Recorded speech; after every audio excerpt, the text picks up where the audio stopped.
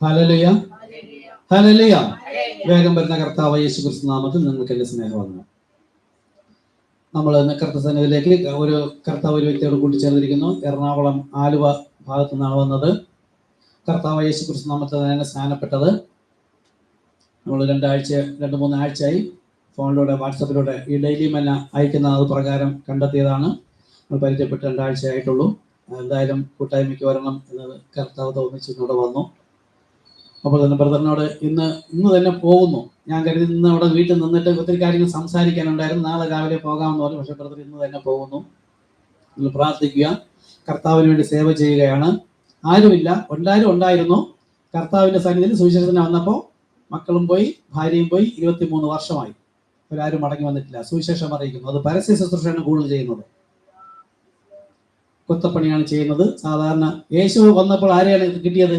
വഴിവെക്കിൽ കിടന്ന പാവികളെ, ആരോരുമില്ലാത്തവരെ, പൊട്ടനും കുരുടനും വേശ്യയും അതുപോലെ ഏറ്റവും പാവപ്പെട്ട ജനങ്ങളെ കർത്താവിന് കിട്ടിയത്.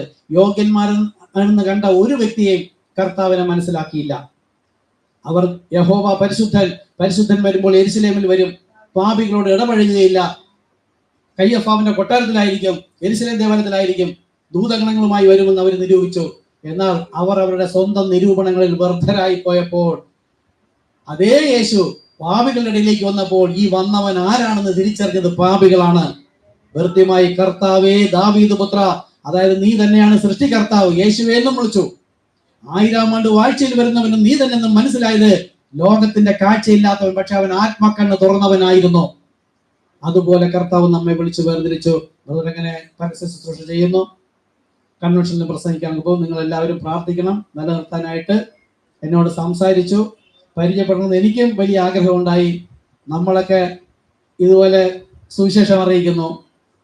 ബ്രദർ കുറച്ച് ദിവസം ജോലി ചെയ്ത് കിട്ടുന്ന പൈസ കൊണ്ട് 2000, 3000, 5000 ട്രാക്ട് അടിക്കും. കർത്താവിനാൽ എഴുതും. ട്രാക്റ്റുമായി ഓരോ പ്രദേശങ്ങൾക്ക് പോയി ട്രാക്റ്റും കൊടുത്ത് പരസ്യ ശുശ്രൂഷ ചെയ്യും. വീണ്ടും വരും, എവിടെയെങ്കിലും റൂം എടുത്ത് കുറച്ച് ദിവസം താമസിക്കും. വീണ്ടും വരും, കൂലിപ്പണിക്ക് പോകും. ആ പൈസയുമായി വീണ്ടും പരസ്യ ശുശ്രൂഷ പോകും. കർത്താവ് വരുമ്പോൾ ഫലം കായ്ക്കുന്നവരുണ്ടാകണം. നമ്മളും കർത്താവ് നമ്മെ വിളിച്ചിരിക്കുന്നതും തന്നെ അത്ഭുത പ്രകാശത്തിലേക്ക് വിളിച്ചവന്റെ സൽഗുണങ്ങളെ ഘോഷിപ്പാൻ തക്കവണ്ണം തിരഞ്ഞെടുക്കപ്പെട്ട രാജകീയ പുരോഹിത വർഗം, വിശുദ്ധ വംശം, സ്വന്തം ജനം. ദൈവത്തിന്റെ ഇഷ്ടമാണ്, നാം അത് ചെയ്യണം. കർത്താവ് നമ്മെ സഹായിക്കട്ടെ. ഇന്ന് വൈകിട്ട് വീട്ടിൽ നിൽക്കുമ്പോൾ ഒത്തിരി കാര്യങ്ങൾ സംസാരിക്കണം ഉണ്ടായിരുന്നു. എന്തായാലും ഇപ്പോൾ ആ കാര്യങ്ങൾ പറയാം. ബ്രദർ വന്നപ്പോൾ ഒത്തിരി പിക്ചറൊക്കെ കണ്ടിട്ടുണ്ടാവും. ഇതെന്താണ് എന്ന് തോന്നലുണ്ടാകും. ഇത് അറിയാം. ലോകം പഠിപ്പിക്കുന്ന പിതാവ്, പുത്രൻ, പരിശുദ്ധാത്മാവ്. പിതാവിന്റെ നാമം സൃഷ്ടികർത്താവ്, യഹോവയായ കർത്താവേ, ദൈവമായ കർത്താവേ എന്ന് വിളിക്കുന്നു. പുത്രന്റെ നാമം യേശു, പരിശുദ്ധാത്മാവ് ക്രിസ്തു. നമുക്ക് അത് അറിയാവുന്നതാണ്. അത് പഠിപ്പിക്കുന്നതിനായിട്ടാണ്. പിന്നെ സ്റ്റാച്യു ഓഫ് പെർഫെക്റ്റ് ഉണ്ട്. ഇത് ഈ വക കാര്യങ്ങളൊക്കെ പറഞ്ഞു തരണമെന്നുണ്ടായിരുന്നു. നമ്മൾ വീട്ടിൽ നിന്ന് കുറച്ച് കാര്യം സംസാരിച്ചു. ഈ എറണാകുളത്തുള്ള സഹോദര്യമായിട്ട് സംസാരിച്ചു. അവർ യേശുനാമ സഭയിലാണ്. എന്നിട്ടും യേശുനാമ സഭയിലുള്ള ഒരുപാട് തെറ്റായ പഠിപ്പിക്കലുകൾ എന്ത് എന്ന് ദൈവകൃപയാൽ പറഞ്ഞു കൊടുക്കാൻ കഴിഞ്ഞു.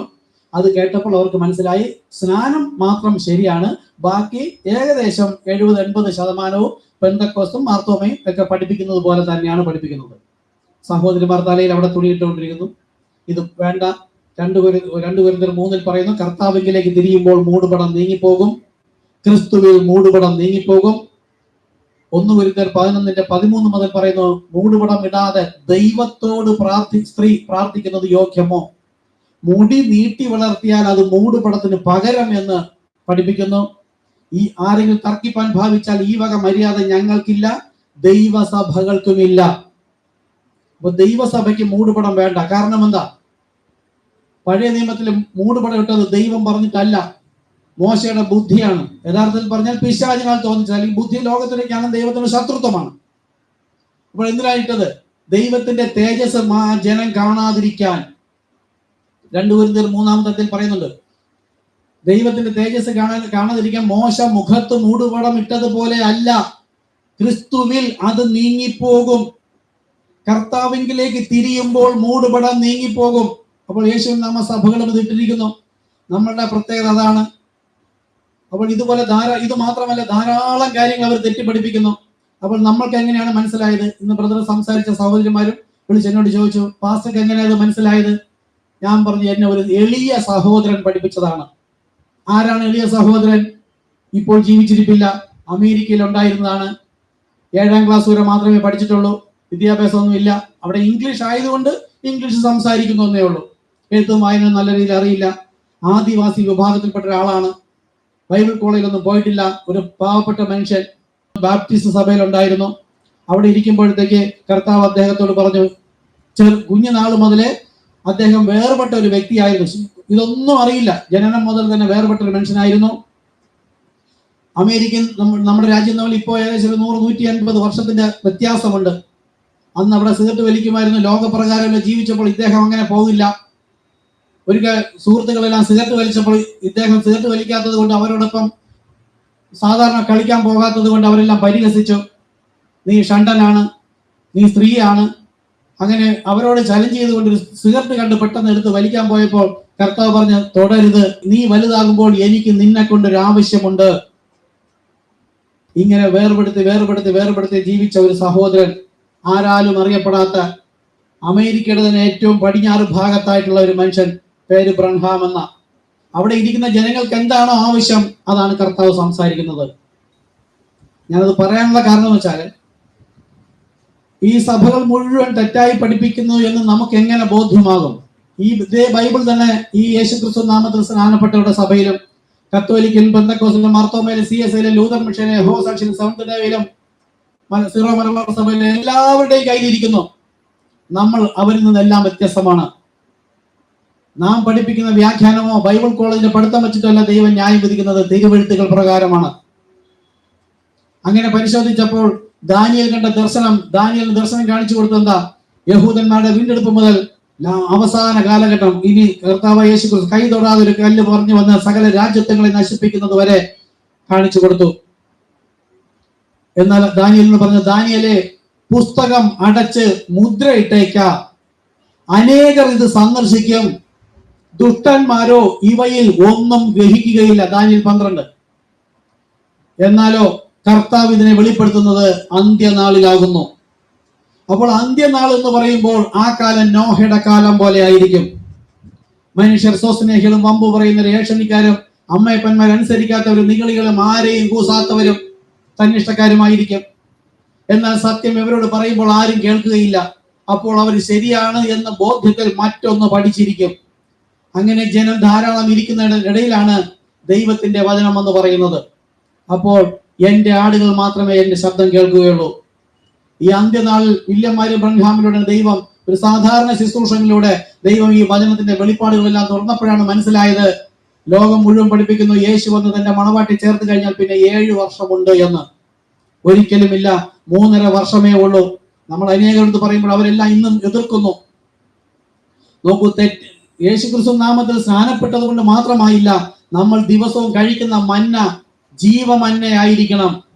മരണത്തിനായുള്ള തെറ്റായ വ്യാഖ്യാനം മരണത്തെ കൊണ്ടുവരുന്നു. ഏദൻ തോട്ടത്തിൽ ഒരു വചനം തെറ്റായി വ്യാഖ്യാനിച്ചപ്പോൾ മരണം ഇന്നുവരെയും കടന്നു വരുന്നു. ഹോസ്പിറ്റൽ കെട്ടിക്കൊണ്ടിരിക്കുന്നു, ആക്സിഡന്റുകൾ പെരുകുന്നു, കൊലയും കൊള്ളയും വ്യഭിചാരം പിടിച്ചുപറിയും മോഷണം പെരുകുന്നുവെങ്കിൽ ഏദൻ തോട്ടത്തിൽ നടന്ന ഒരു വചനത്തിന്റെ ലംഘനമാണ്, ഒരേ ഒരു വചനത്തിന്റെ ലംഘനം ഇന്ന് വരെയും നിലനിൽക്കുന്നു. അപ്പോൾ ദൈവസഭ എന്ന് പറയുന്ന സഭകളിൽ എത്രയോ വചനങ്ങൾ തെറ്റായി പഠിപ്പിക്കുന്നു. യേശു ഭവനം ഒരുക്കാൻ പോയിരിക്കുന്നു എന്ന് പഠിപ്പിക്കുന്നു. എല്ലാവരും അത് തന്നെ പഠിപ്പിക്കുന്നു. എന്നാൽ യോഹന്നാൻ 14 വ്യക്തമായി പറയുന്നു, എന്റെ പിതാവിന്റെ ഭവനത്തിൽ അനേകം വാസസ്ഥലങ്ങൾ ഉണ്ട്, ഫുൾ സ്റ്റോപ്പ്. ഇല്ലെങ്കിൽ ഞാൻ പറയുമായിരുന്നു, ഞാൻ പോയി സ്ഥലം ഒരുക്കിയ ശേഷം പിന്നെയും വന്ന് നിങ്ങളെ ചേർത്തുകൊള്ളും. അത് ഇല്ലെങ്കിൽ പറയുമായിരുന്നു എന്നാണ്. അവിടെ ഉണ്ട് എന്നാണ് യേശു വ്യക്തമായും പറയുന്നത്. സ്വർഗത്തൊന്നും ഒരുക്കേണ്ട ആവശ്യമില്ല, സ്വർഗം പൂർണ്ണമാണ്, ഇറ്റ് ഈസ് ഫിനിഷ്. അതിന്റെ നെഗറ്റീവ് ആണ് ഭൂമിയിൽ. ഇവിടെയാണ് ദൈവം ഒരുക്കിയത്, നമ്മളെ ഒരുക്കുകയാണ്. അല്ലാതെ സ്വർഗത്ത് പോയി ഒരുക്കിയിട്ട് വരികയല്ല, ഇവിടെ നമ്മളെ ഒരുക്കുകയാണ് ദൈവം. നമ്മുടെ ക്രിസ്തുവിന്റെ ഭവനം, ക്രിസ്തു നമ്മിൽ വസിക്കുന്നതിന് വേണ്ടി പാപക്കറയാൽ ഉണ്ടായിരുന്ന ഈ ശരീരത്തെ പരിശുദ്ധാത്മാവിനാൽ അല്ലെങ്കിൽ പാപം ഏറ്റുപറഞ്ഞ് ഉപേക്ഷിക്കുമ്പോൾ പരിശുദ്ധാത്മാവിനാൽ അതിനുശേഷം കത്തിച്ചുകൊണ്ട് ദൈവത്തിന്റെ മന്ദിരമാവുന്ന നമ്മുടെ ഈ ശരീരമാണ്. അല്ല, സ്വർഗത്തിലൊരു ഭവനമല്ല. ഇവിടെ നിന്ന് നമ്മൾ അവിടെ പോയ ശേഷം അവിടെ ഒരു ഭവനം ഒരുക്കിയിരിക്കുന്നു, അവിടെ പോകാൻ എന്നുള്ളതല്ല, അവിടെ ഓൾറെഡി ഉണ്ട്. ദൂതന്മാരെ പോലെ മനുഷ്യരുടെ ദൈവത്തിന്റെ സ്വരൂപം സാദൃശ്യം നമ്മൾ വരച്ചു കാണിച്ചത്. ദൈവത്തിന്റെ സ്വരൂപം സാദൃശ്യവും മനുഷ്യ നമ്മുടെ പോലെ തന്നെയാണ്. അതുകൊണ്ടാണ് ദൈവം ആദാമനെ സൃഷ്ടിച്ചപ്പോൾ 3 വ്യക്തികളെ അല്ല ഉണ്ടാക്കിയത്. ആ വ്യക്തിയിൽ പ്രാണനുണ്ട്, ആത്മാവുണ്ട്, ജഡശരീരമുണ്ട്. ഇതാ പൊടിയിൽ നിന്ന് ജഡശരീരം ഉണ്ടാക്കി ജീവനുള്ള ജീവശ്വാസം ഊതിയപ്പോൾ ജീവനുള്ള ആത്മാവായി. ജീവൻ പ്രാണൻ ഉണ്ടായിരുന്നു, ആത്മാവുണ്ടായിരുന്നു, ബോഡി ഉണ്ടായിരുന്നു. ഏദൻ തോട്ടത്തിൽ വെച്ച് പാപം ചെയ്തപ്പോൾ നഷ്ടപ്പെട്ടു പോയത് ഈ പ്രാണനാണ്, നിത്യജീവനാണ് നഷ്ടപ്പെട്ടു പോയത്. ഇന്നും സകല മനുഷ്യർക്കും ആത്മാവുണ്ട്. ഒരു കുഞ്ഞ് ജനിക്കുമ്പോൾ ആത്മാവും ജഡശരീരമുണ്ട്. നാം ഈ പ്രാണൻ തിരികെ പിടിക്കുന്നതിനാണ് കാൽവരിയിലെ യാഗം കർത്താവായ യേശു ക്രിസ്തു നമുക്ക് വേണ്ടി ഒരുക്കിയത്. അതാണ് നിത്യജീവൻ. അപ്പോൾ ഒരു ഭവനമുണ്ട്. നാം മരണ വീടുകളിൽ പോയിരുന്നാലും പറയും, കൈപ്പണിയായ ഈ ഭൗമ ഭവനം, അതായത് കർത്താവ് പൊടിയിൽ നിന്ന് ആ കൈപ്പണിയായിട്ട് ഉണ്ടാക്കിയത്, കൈപ്പണിയായ ഈ ഭൗമ ഭവനം അഴിഞ്ഞു പോയാൽ കൈപ്പണി അല്ലാത്ത മറ്റൊരു നിത്യഭവനം എന്ന് അതിനെ വായിച്ചു നോക്കുക. 15-ാമത്തെ അധ്യായം പറഞ്ഞു നിത്യഭവനം. നിത്യ എന്ന വാക്കിന്റെ അർത്ഥം എന്താ? ആരംഭവുമില്ല അവസാനവുമില്ല എന്നേക്കും. അപ്പോൾ ഒരു ഭവനം ഉണ്ടെന്ന് ബൈബിൾ വ്യക്തമായി പഠിപ്പിക്കുമ്പോൾ ഈ ഒരു എളിയ മനുഷ്യനിലൂടെയാണ് കർത്താവ് ഇതുപോലെ ധാരാളം വിഷയങ്ങൾ കർത്താവ് പറഞ്ഞപ്പോൾ യേശുനാമ സഭയിലുള്ള നമുക്ക് അറിയാം, ഇടുക്കിയിലുള്ള സണ്ണിച്ചാനൊക്കെ അവരും 20-23 വർഷം യേശുനാമ സഭയിൽ ഉണ്ടായിരുന്നു, സ്ഥാനപ്പെട്ടത്. ഇന്നിപ്പോ ലൈവിലുണ്ട്. സത്യം തിരിച്ചറിഞ്ഞപ്പോൾ തെറ്റായ മന്നയാണ് കഴിക്കുന്നത്, അവിടെ നിന്ന് നമുക്ക് ജീവൻ കിട്ടുകയില്ല. എനിക്കും ബോധ്യമാകാം ദൈവസഭ, പക്ഷേ അവിടെ വചനം ഉണ്ടായിരിക്കണം. എന്നാൽ മണവാട്ടിയെ കെട്ടുന്നത് വചനത്തിലല്ല. ദൈവം തന്റെ സഭയെ മണവാട്ടിയെ കെട്ടുന്നത് വെളിപ്പാടിലാകുന്നു. ഈ വെളിപ്പാടിന്മേൽ പത്രോസ് പറഞ്ഞു, നീ ക്രിസ്തു, നീ തന്നെയാണ് പോയി വരാൻ പോകുന്ന പരിശുദ്ധാത്മാവ് എന്ന ക്രിസ്തു, നീ തന്നെ. ഈ കാണാൻ കഴിയാത്ത കാര്യത്തെ വെളിപ്പെടുത്തി കിട്ടിയത് ദൈവം വെളിപ്പെടുത്തി കൊടുത്തു. അതുപോലെ വചനത്തിന്റെ ഉള്ളിൽ മറഞ്ഞിരിക്കുന്ന വെളിപ്പാട് വെളിപ്പെടുത്തി കൊടുക്കുവാനാണ് ദൈവം ഒരുവനെ ഉപയോഗിച്ചത്. ആ വ്യക്തിയിലൂടെ ദൈവം വെളിപ്പെടുത്തിയ വെളിപ്പാടാണ് നമ്മുടെ മന്ന. ആ മന്ന ഭക്ഷിക്കുന്നവനെ കർത്താവ് വചനത്തിലല്ല കിട്ടുന്നത്. ഈ വെളിപ്പാടിന്മേൽ ഞാൻ എന്റെ സഭയെ പണിയും, പാതാള ഗോപുരം അതിനെ ജയിക്കുകയില്ല. അപ്പോ അതുപോലെ തിരുവത്താഴത്തിന് കാറിൽ വന്നപ്പോൾ 2 കാര്യങ്ങൾ പറയായിരുന്നു. തിരുവത്താഴ സമയത്ത് പാദ ശുശ്രൂഷ എല്ലാവരും ചെയ്യുന്നത് ആദ്യം പാദം കഴുകി ശുദ്ധീകരിച്ചിട്ട് വേണമെന്ന്. മോശയോട് നിന്റെ ചെരുപ്പ് ഊരിയിട്ട് വരാൻ പറഞ്ഞ ദൈവസന്നിധിയിൽ പോകുമ്പോൾ ചെരുപ്പ് ഊരണമെന്നല്ല, നിന്റെ പാപത്തെ മാറ്റണം. പാപം മാറ്റാതെ നിനക്ക് ദൈവത്തെ ദർശിക്കാൻ പോലും കഴിയില്ല. ഭവനത്തിലായിരുന്നാലും അതുകൊണ്ടാണ് യേശു പ്രാർത്ഥന പഠിപ്പിക്കുമ്പോൾ, നിങ്ങൾ പ്രാർത്ഥനയ്ക്കിരിക്കുമ്പോൾ നിങ്ങൾക്ക് വല്ലവരോടും വല്ലതും ഉണ്ടെങ്കിൽ നിരപ്പാകുവേൻ. നിങ്ങളുടെ യാഗവസ്തു അവിടെ വെച്ചിട്ട് പോയി നിരപ്പാകുവേൻ, എന്നിട്ട് പ്രാർത്ഥിപ്പൻ, ഞാൻ നിങ്ങളുടെ പ്രാർത്ഥന കേൾക്കാം. അതാ ചെരുപ്പൂരി കളയുവാൻ. യോഹന്നാൻ സ്നാപകൻ എന്താ പറഞ്ഞത്? ഇവന്റെ ചെരുപ്പിന്റെ വാറഴിപ്പാൻ ഞാൻ യോഗ്യനല്ല. ആ യോഹന്നാൻ സ്നാപകന് മനസ്സിലായി ശരീരത്തിൽ വന്നിരിക്കുന്നവൻ ആരാണെന്ന്. കർത്താവ് ലൂക്കോസ് 22-ാമത്തെ അധ്യായത്തിൽ 19-ാമത്തെ വാക്യത്തിൽ അപ്പം വാഴ്ത്തി കൊടുത്തു. 20-ാമത്തെ വചനത്തിൽ വീഞ്ഞ് വാഴ്ത്തി കൊടുത്തു. അപ്പവും വീഞ്ഞും വാഴ്ത്തി കൊടുത്ത് കഴിക്കുന്ന മേശയിൽ ഇരിക്കുമ്പോൾ 19-ലും 20-ലും 24-ാമത്തെ വാക്യമാകുമ്പോഴാണ് അവരുടെ സംശയം വരുന്നത്, ആരാണ് വലിയവൻ ചെറിയവൻ? കർത്താവ് പറഞ്ഞു, ഒരുവൻ ഭക്ഷണത്തിരിക്കുമ്പോൾ ഇരിക്കുന്നവൻ വലിയവൻ, അവൻ യജമാനൻ, വിളമ്പിക്കൊടുക്കുന്നവൻ ദാസൻ. അടുത്ത യേശു, ഞാനോ നിങ്ങളുടെ ഇടയിൽ ശുശ്രൂഷിക്കുന്നവനെ പോലെ. ഒന്ന് ആലോചിച്ച് നോക്കൂ, സ്വർഗത്തിലെ രാജാതി രാജാവായ ദൈവം പറയുന്നു ദാസനാണ് ശുശ്രൂഷിക്കുന്നവൻ. യജമാനന് ഇരുന്ന് കഴിക്കുകയാണ് വീട്ടില്. ഞാൻ ശുശ്രൂഷിക്കുന്നവനെ പോലെ. കാര്യം എന്താ?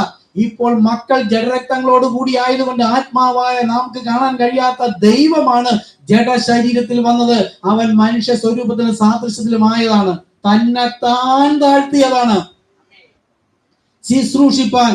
മേശ എന്ന് പറയുന്നത് എന്താ? ആഹാരം കഴിക്കാനുള്ള സ്ഥലം. ഇവിടെ എന്താ ആഹാരം? ജീവമന്ന, നിത്യജീവ മൊഴികൾ. അത് വിളമ്പി തന്ന് ശുശ്രൂഷ ചെയ്യുവാനാ ഞാൻ വന്നത്. നിങ്ങൾ ഭക്ഷിക്കൂ. എന്തിനാ?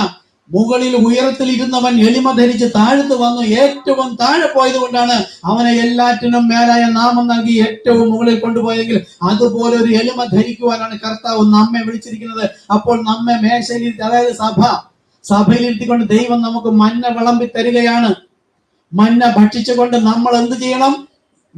യേശു പറഞ്ഞു, ഞാൻ നിങ്ങൾക്കൊരു മാതൃക വെച്ചേച്ചു പോയിരിക്കുന്നു. ഭക്ഷിക്കുന്ന നമ്മൾ യജമാനനെന്നല്ല, വിളമ്പിത്തരുന്ന ദാസൻ ആരാണെന്ന് മനസ്സിലായാൽ അവൻ എളിമ ധരിച്ചത് എന്തിനാണെങ്കിൽ ഞാനും അതുപോലെ എളിമ ധരിച്ചാൽ മാത്രമേ ആ എളിമയിൽ നിൽക്കുന്ന എന്നെ കർത്താവ് ഉയരങ്ങളിൽ കൊണ്ടുപോവുകയുള്ളൂ. എളിമയില്ലാത്ത ഒരു വ്യക്തിയും റാപ്ചറിൽ പോകില്ല. അപ്പോൾ അങ്ങനെ ഞാനോ നിങ്ങളുടെ ശുശ്രൂഷിക്കുന്നവനെ പോലെ ആകുന്നു എന്ന് പറഞ്ഞാൽ അതിനൊരു പ്രവൃത്തി ഉണ്ടായിരിക്കണം. അതാ യാക്കോബ് 2:14, 20, 26 പറയുന്നത്, ഒരുവൻ വിശ്വസിക്കുന്നു എന്ന് പറയുന്നുവെങ്കിൽ അതിന്റെ പ്രവൃത്തികൾ ഉണ്ടായിരിക്കണം. പ്രവൃത്തിയില്ലാത്ത വിശ്വാസം നിർജീവം. അപ്പൊ എല്ലാവരും കർത്താവ് യേശുക്രിസ്തു വിശ്വസിക്കുക എന്നാൽ നീ നിത്യജീവൻ പ്രാപിക്കുന്നു പറഞ്ഞാൽ അത് വിശ്വസിച്ചാൽ മതി, അതിന് പ്രവൃത്തിയില്ല. നീ നിന്റെ കുടുംബം രക്ഷപ്രാപിക്കും. എന്നാൽ പ്രവൃത്തിയോടുകൂടെയുള്ള വിശ്വാസം ഉണ്ടെങ്കിൽ അതിന്റെ പ്രവൃത്തി ചെയ്തിരിക്കണം. സ്നാനം ഒരു വിശ്വാസം മാത്രമല്ല, പ്രവൃത്തിയുമുണ്ട്. അതുകൊണ്ടാണ് പിതാവ് പുത്രൻ പരിശുദ്ധാത്മാവ് എന്ന് പറഞ്ഞുകൊണ്ട് ആരും ആരെയും സ്നാനപ്പെടുത്തിയതായി ഒരു പ്രവൃത്തിയും ബൈബിളിൽ ഇല്ല. എന്നാൽ കർത്താവ് യേശുക്രിസ്തു നാമത്തിൽ പ്രവർത്തിച്ചിരിക്കുന്ന 4 വചനങ്ങളുണ്ട്. അപ്പോൾ ഇവിടെ ശുശ്രൂഷിക്കുന്നവനെ പോലെ എന്ന് പറഞ്ഞാൽ നമ്മൾ ഒരുവന് എളിമ ധരിക്കണം എന്നുണ്ടെങ്കിൽ കർത്താവ് അതിനെ മാതൃക കാണിക്കണം. അതിനാണ് അതിന്റെ ബാക്കി ഭാഗം എന്താ ബൈബിൾ എന്ന് പറയുന്നത്. പണ്ട് ഭാഗമായി വിവിധമായും പ്രവാചകന്മാർ മുഖാന്തരം ഇവിടെ അല്പം അവിടെ അല്പം. അപ്പൊ ദൈവത്തിന്റെ വചനം ഇങ്ങനെ തന്നെയാണ്. ഒരു ഭാഗത്തെല്ലാം കേന്ദ്രീകരിച്ചല്ല പറയുന്നത്, ഭാഗമായി. അപ്പോൾ ലൂക്കോസ് സുവിശേഷം 22-ന്റെ 24 മുതൽ 26, 27 വാക്യം പറഞ്ഞ ശേഷം ഞാനോ നിങ്ങളുടെ ഇടയിൽ ശുശ്രൂഷിക്കുന്നവനെ പോലെ ആകുന്നു എന്ന് പറഞ്ഞ ശേഷം അത് അവിടെ നിർത്തിയതിനു ശേഷം ബാക്കി പറയുന്നത് യോഹന്നാൻ 13-ൽ അവൻ അത്താഴത്തിൽ നിന്ന് എഴുന്നേറ്റ്. കണ്ടോ, അവിടെ അപ്പം വാഴ്ത്തുന്ന കാര്യം പറയുന്നില്ല, വീഞ്ഞ് വാഴ്ത്തുന്ന കാര്യം പറയുന്നില്ല, വന്നിരിക്കുന്ന കാര്യം പറയുന്നില്ല. സന്ധ്യ ആയപ്പോൾ അവർ അത്താഴത്തിലിരുന്നു. സന്ധ്യ യഹൂദന്മാരുടെ ഇടയിൽ ലോകത്തിലും ദൈവം നിശ്ചയിക്കുന്ന സന്ധ്യ 6 മണിക്ക് ശേഷമാണ്. അതുകൊണ്ടാണ് നമ്മൾ 6 മണിക്ക് ശേഷം തിരുവത്താഴം കൊടുക്കുന്നത്. സന്ധ്യ ആയപ്പോൾ അവൻ ആഹാരത്തിനായിരുന്നു. ആഹാരം കഴിക്കാൻ ഇരുന്ന ടേബിളിൽ വെച്ചാണ് കർത്താവ് അപ്പം വാഴ്ത്തി കൊടുത്തത്. അപ്പോൾ അവിടെ നിന്ന് അത്താഴത്തിൽ നിന്ന് എഴുന്നേറ്റ് അരയിൽ ഒരു തുവർത്തു ചുറ്റി ശിഷ്യന്മാരുടെ പാദം കഴുകി. വിശ്വസിക്കുന്ന കാര്യം ഒരു പ്രവൃത്തിയുണ്ട്.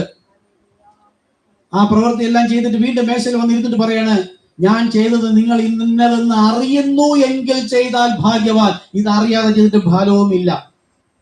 അത് കഴിഞ്ഞ് പറയാണ്, കർത്താവും ഗുരുവുമായ ഞാൻ നിങ്ങളുടെ പാദം കഴിയുമെങ്കിൽ നിങ്ങളും തമ്മിൽ കഴുകേണ്ടതാകുന്നു. എന്താ അത്? കുറച്ച് വെള്ളം എടുത്ത് കപ്പ് എടുത്തുകൊണ്ട് പാദം ശുശ്രൂഷ വേണം. യേശു അവിടെ പറയുന്ന ഓരോ വചനത്തിന്റെ ഉള്ളിലാണ് അതിന്റെ ഡീപ്പായ മർമ്മം. അത് കർത്താവ് എളിയ മനുഷ്യൻ, അദ്ദേഹത്തെ നമ്മൾ സഭാകാലം പഠിപ്പിക്കണം. ഒരു എളിയ മനുഷ്യൻ. നമുക്ക് പൗലോസ് അങ്ങറ്റത്ത് 1ാമത്തെ സഭയുടെ ഇറാനിയോസ്, മാർട്ടിൻ, കൊളംബ, വെസ്ലി, ലൂതറൻ സഭ, പരിശുദ്ധാത്മാവില്ല, അന്യഭാഷയില്ല, പ്രവചനമില്ല, ദർശനമില്ല എന്ന് പറഞ്ഞാൽ ആ സമയത്ത് പരിശുദ്ധാത്മാവ് വഹിച്ചിരുന്നില്ല. കത്തോലിക്ക സഭ തെറ്റായി പഠിപ്പിച്ചപ്പോൾ തന്നെ ദൈവത്തിന്റെ സഭയിൽ നിന്ന് പരിശുദ്ധാത്മാവ് പ്രവർത്തിക്കാതായി.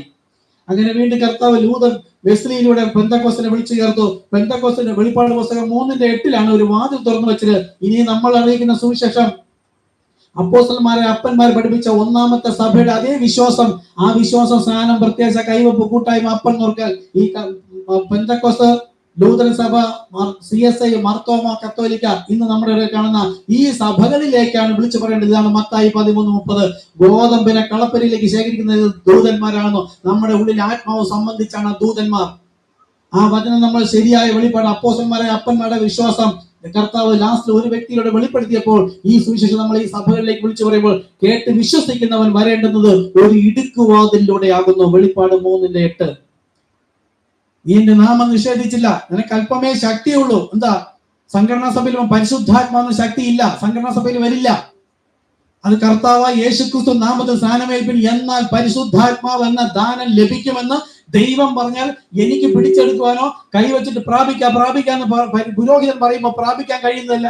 അല്ല, അങ്ങനെയെങ്കിൽ ദൈവത്തിന് കൺട്രോൾ ഇല്ലെന്നായി പോകും. ഈ പരിശുദ്ധാത്മാവിനെ നൽകുന്നത് ദൈവമാണ്.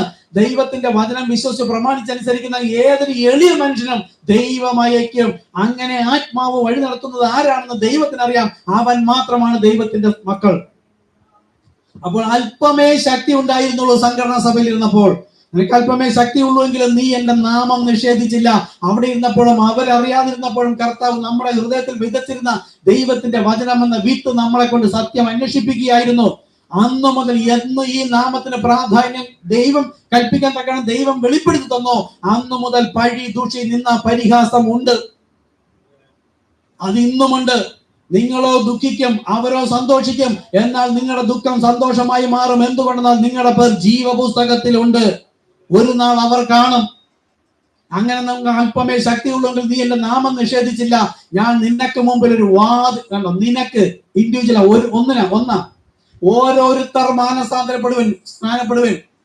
അപ്പൊ കേട്ട് അവരവർ തന്നെ വിശ്വസിക്കണം. കത്തോലിക്ക പറയുന്ന പോലെ പാരമ്പര്യമില്ല, തലതൊട്ടപ്പന്മാർ ചെയ്താലൊന്നും കാര്യമില്ല, എന്റെ പൂർവ്വപിതാക്കന്മാർ ചെയ്യുന്ന കാര്യമൊന്നുമില്ല. ഓരോരുത്തർ വിശ്വസിക്കണം.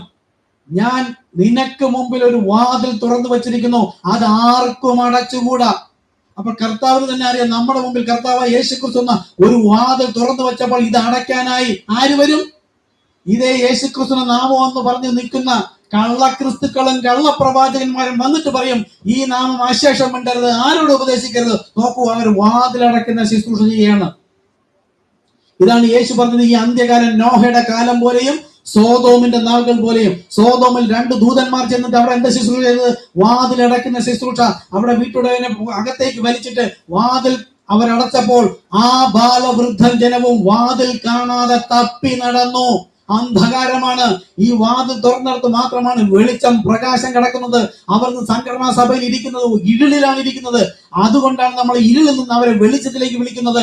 അത് അപ്പോസ്തലന്മാരെ അപ്പന്മാരുടെ വിശ്വാസ പ്രമാണം തന്നെ ആയിരിക്കണം. അതൊരല്പം പോലെ മാറ്റം വരുത്താൻ പാടില്ല. എന്നാൽ നമ്മുടെ സഭയെ നോക്കി യേശു നാമ സഭകളും മറ്റേ ബന്ധകോസം പറയുന്നത് നമ്മൾ പിശാചാണെന്ന്. കാര്യം എന്താ? അപ്പോസ്തലന്മാരുടെ വിശ്വാസവും പ്രത്യാശയും കൈവെപ്പും കൂട്ടായ്മയും അപ്പം നുറുക്കലും അതിലേക്ക് വിളിച്ച ഒരു വ്യക്തിയെ ദൈവം ഉപയോഗിച്ചു എന്ന് പറയുന്നു. ഇപ്പൊ നമുക്കെല്ലാവർക്കും ഒരു പാസ്റ്റർ ഉണ്ട്. ഏത് സഭയിലെ പോകുന്നത്? ഇന്ന പാസ്റ്റർ അവിടെ ഉള്ളത്. അപ്പൊ ആ പാസ്റ്ററിന്റെ പിന്നാലെ അല്ല നമ്മൾ പോകുന്നത്, ക്രിസ്തുവിന്റെ പിന്നാലെയാ. അതുപോലെ ഈ ഒരു പേര് കേൾക്കുമ്പോൾ അവർക്ക് അലർജി ആയി പോകുന്നുവെങ്കിൽ നോക്കൂ, യേശു പറഞ്ഞു, എങ്കലിടറാത്തവൻ ഭാഗ്യവാൻ. എന്താ അങ്ങനെ പറഞ്ഞത്?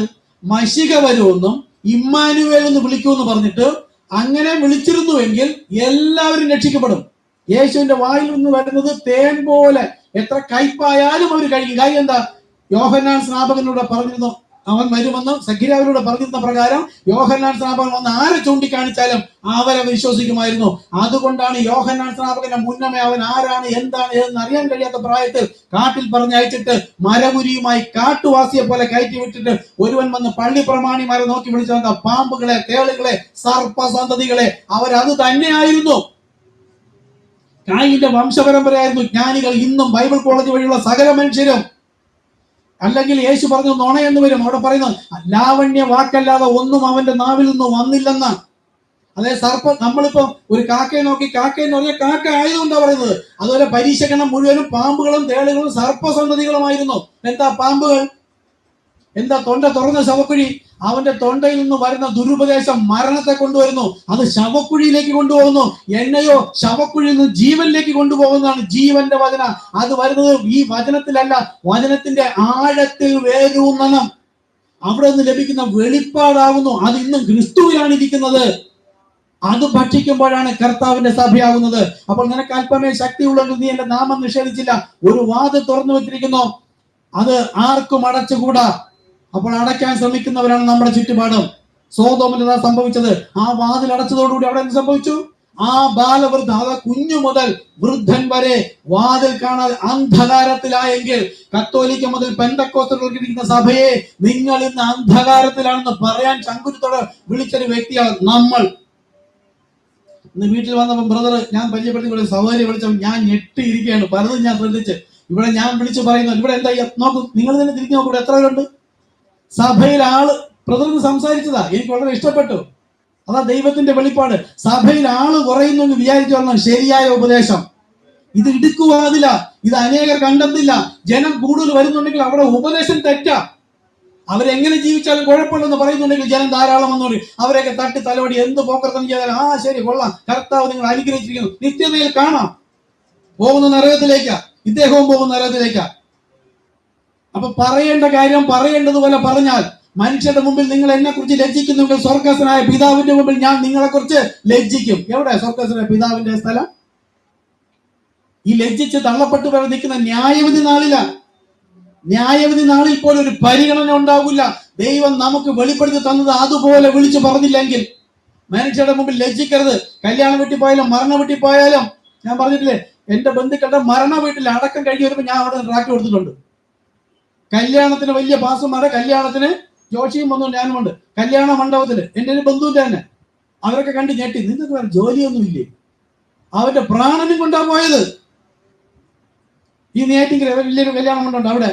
ആ വ്യക്തികളുടെ അന്ധകാരത്തിൽ ഇരിക്കുന്ന വ്യക്തികളുടെ ജീവൻ എന്ന് പറയുന്നില്ല, പ്രാണനും കൊണ്ട്, നിത്യജീവനും കൊണ്ട് നമ്മൾ പോയത്. അവർ നോക്കിയപ്പോൾ പുച്ഛം. ഒരു നാൾ അവർ കാണും.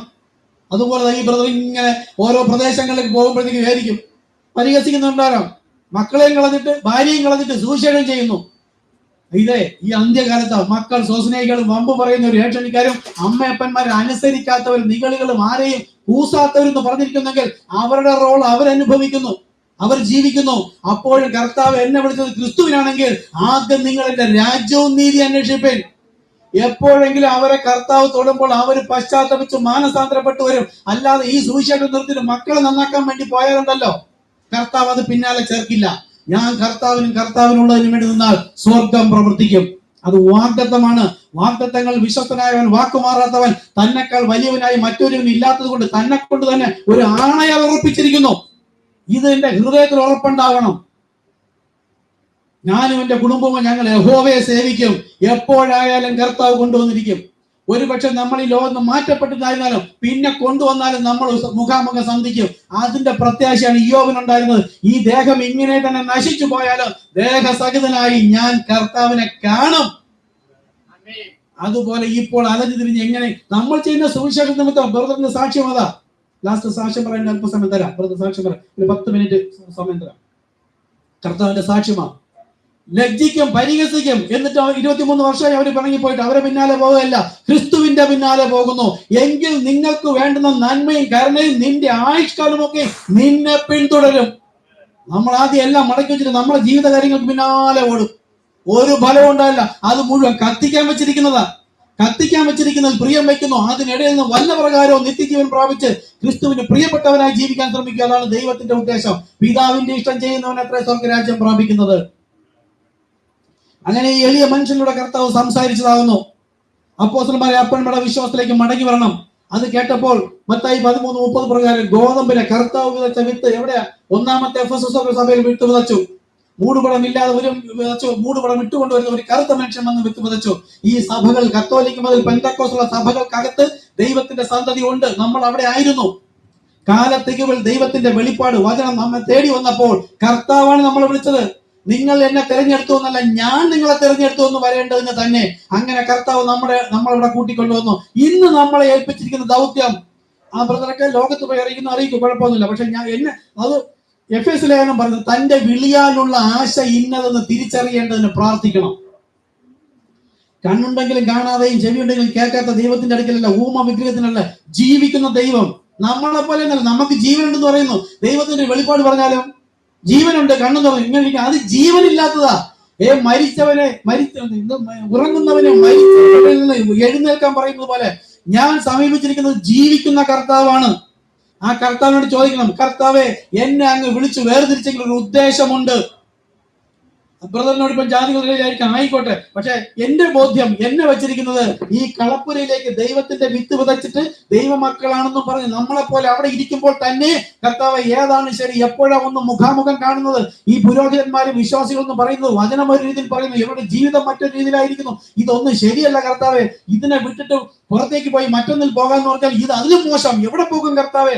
ഒരു നിവൃത്തിയില്ലല്ലേ, ഞാൻ എന്ത് ചെയ്യും കർത്താവ്? എപ്പോഴാ ഒന്ന് സന്ധിക്കുന്നത്? അങ്ങനെ ആത്മാവിൽ ദരിദ്രനായി ദുഃഖിച്ചിരിക്കുമ്പോൾ ദൈവത്തിന്റെ വെളിപ്പാട് നമ്മുടെ അടുക്കിലേക്ക് വരും. ഒരുപക്ഷെ പബ്ലിക്കിൽ വിളിച്ച് പറയുമ്പോഴായിരിക്കാം വരികയും ചോദിക്കും, നിങ്ങൾ എവിടെന്നാ? എന്താ ഇത് വ്യത്യസ്തമായ സുവിശേഷം?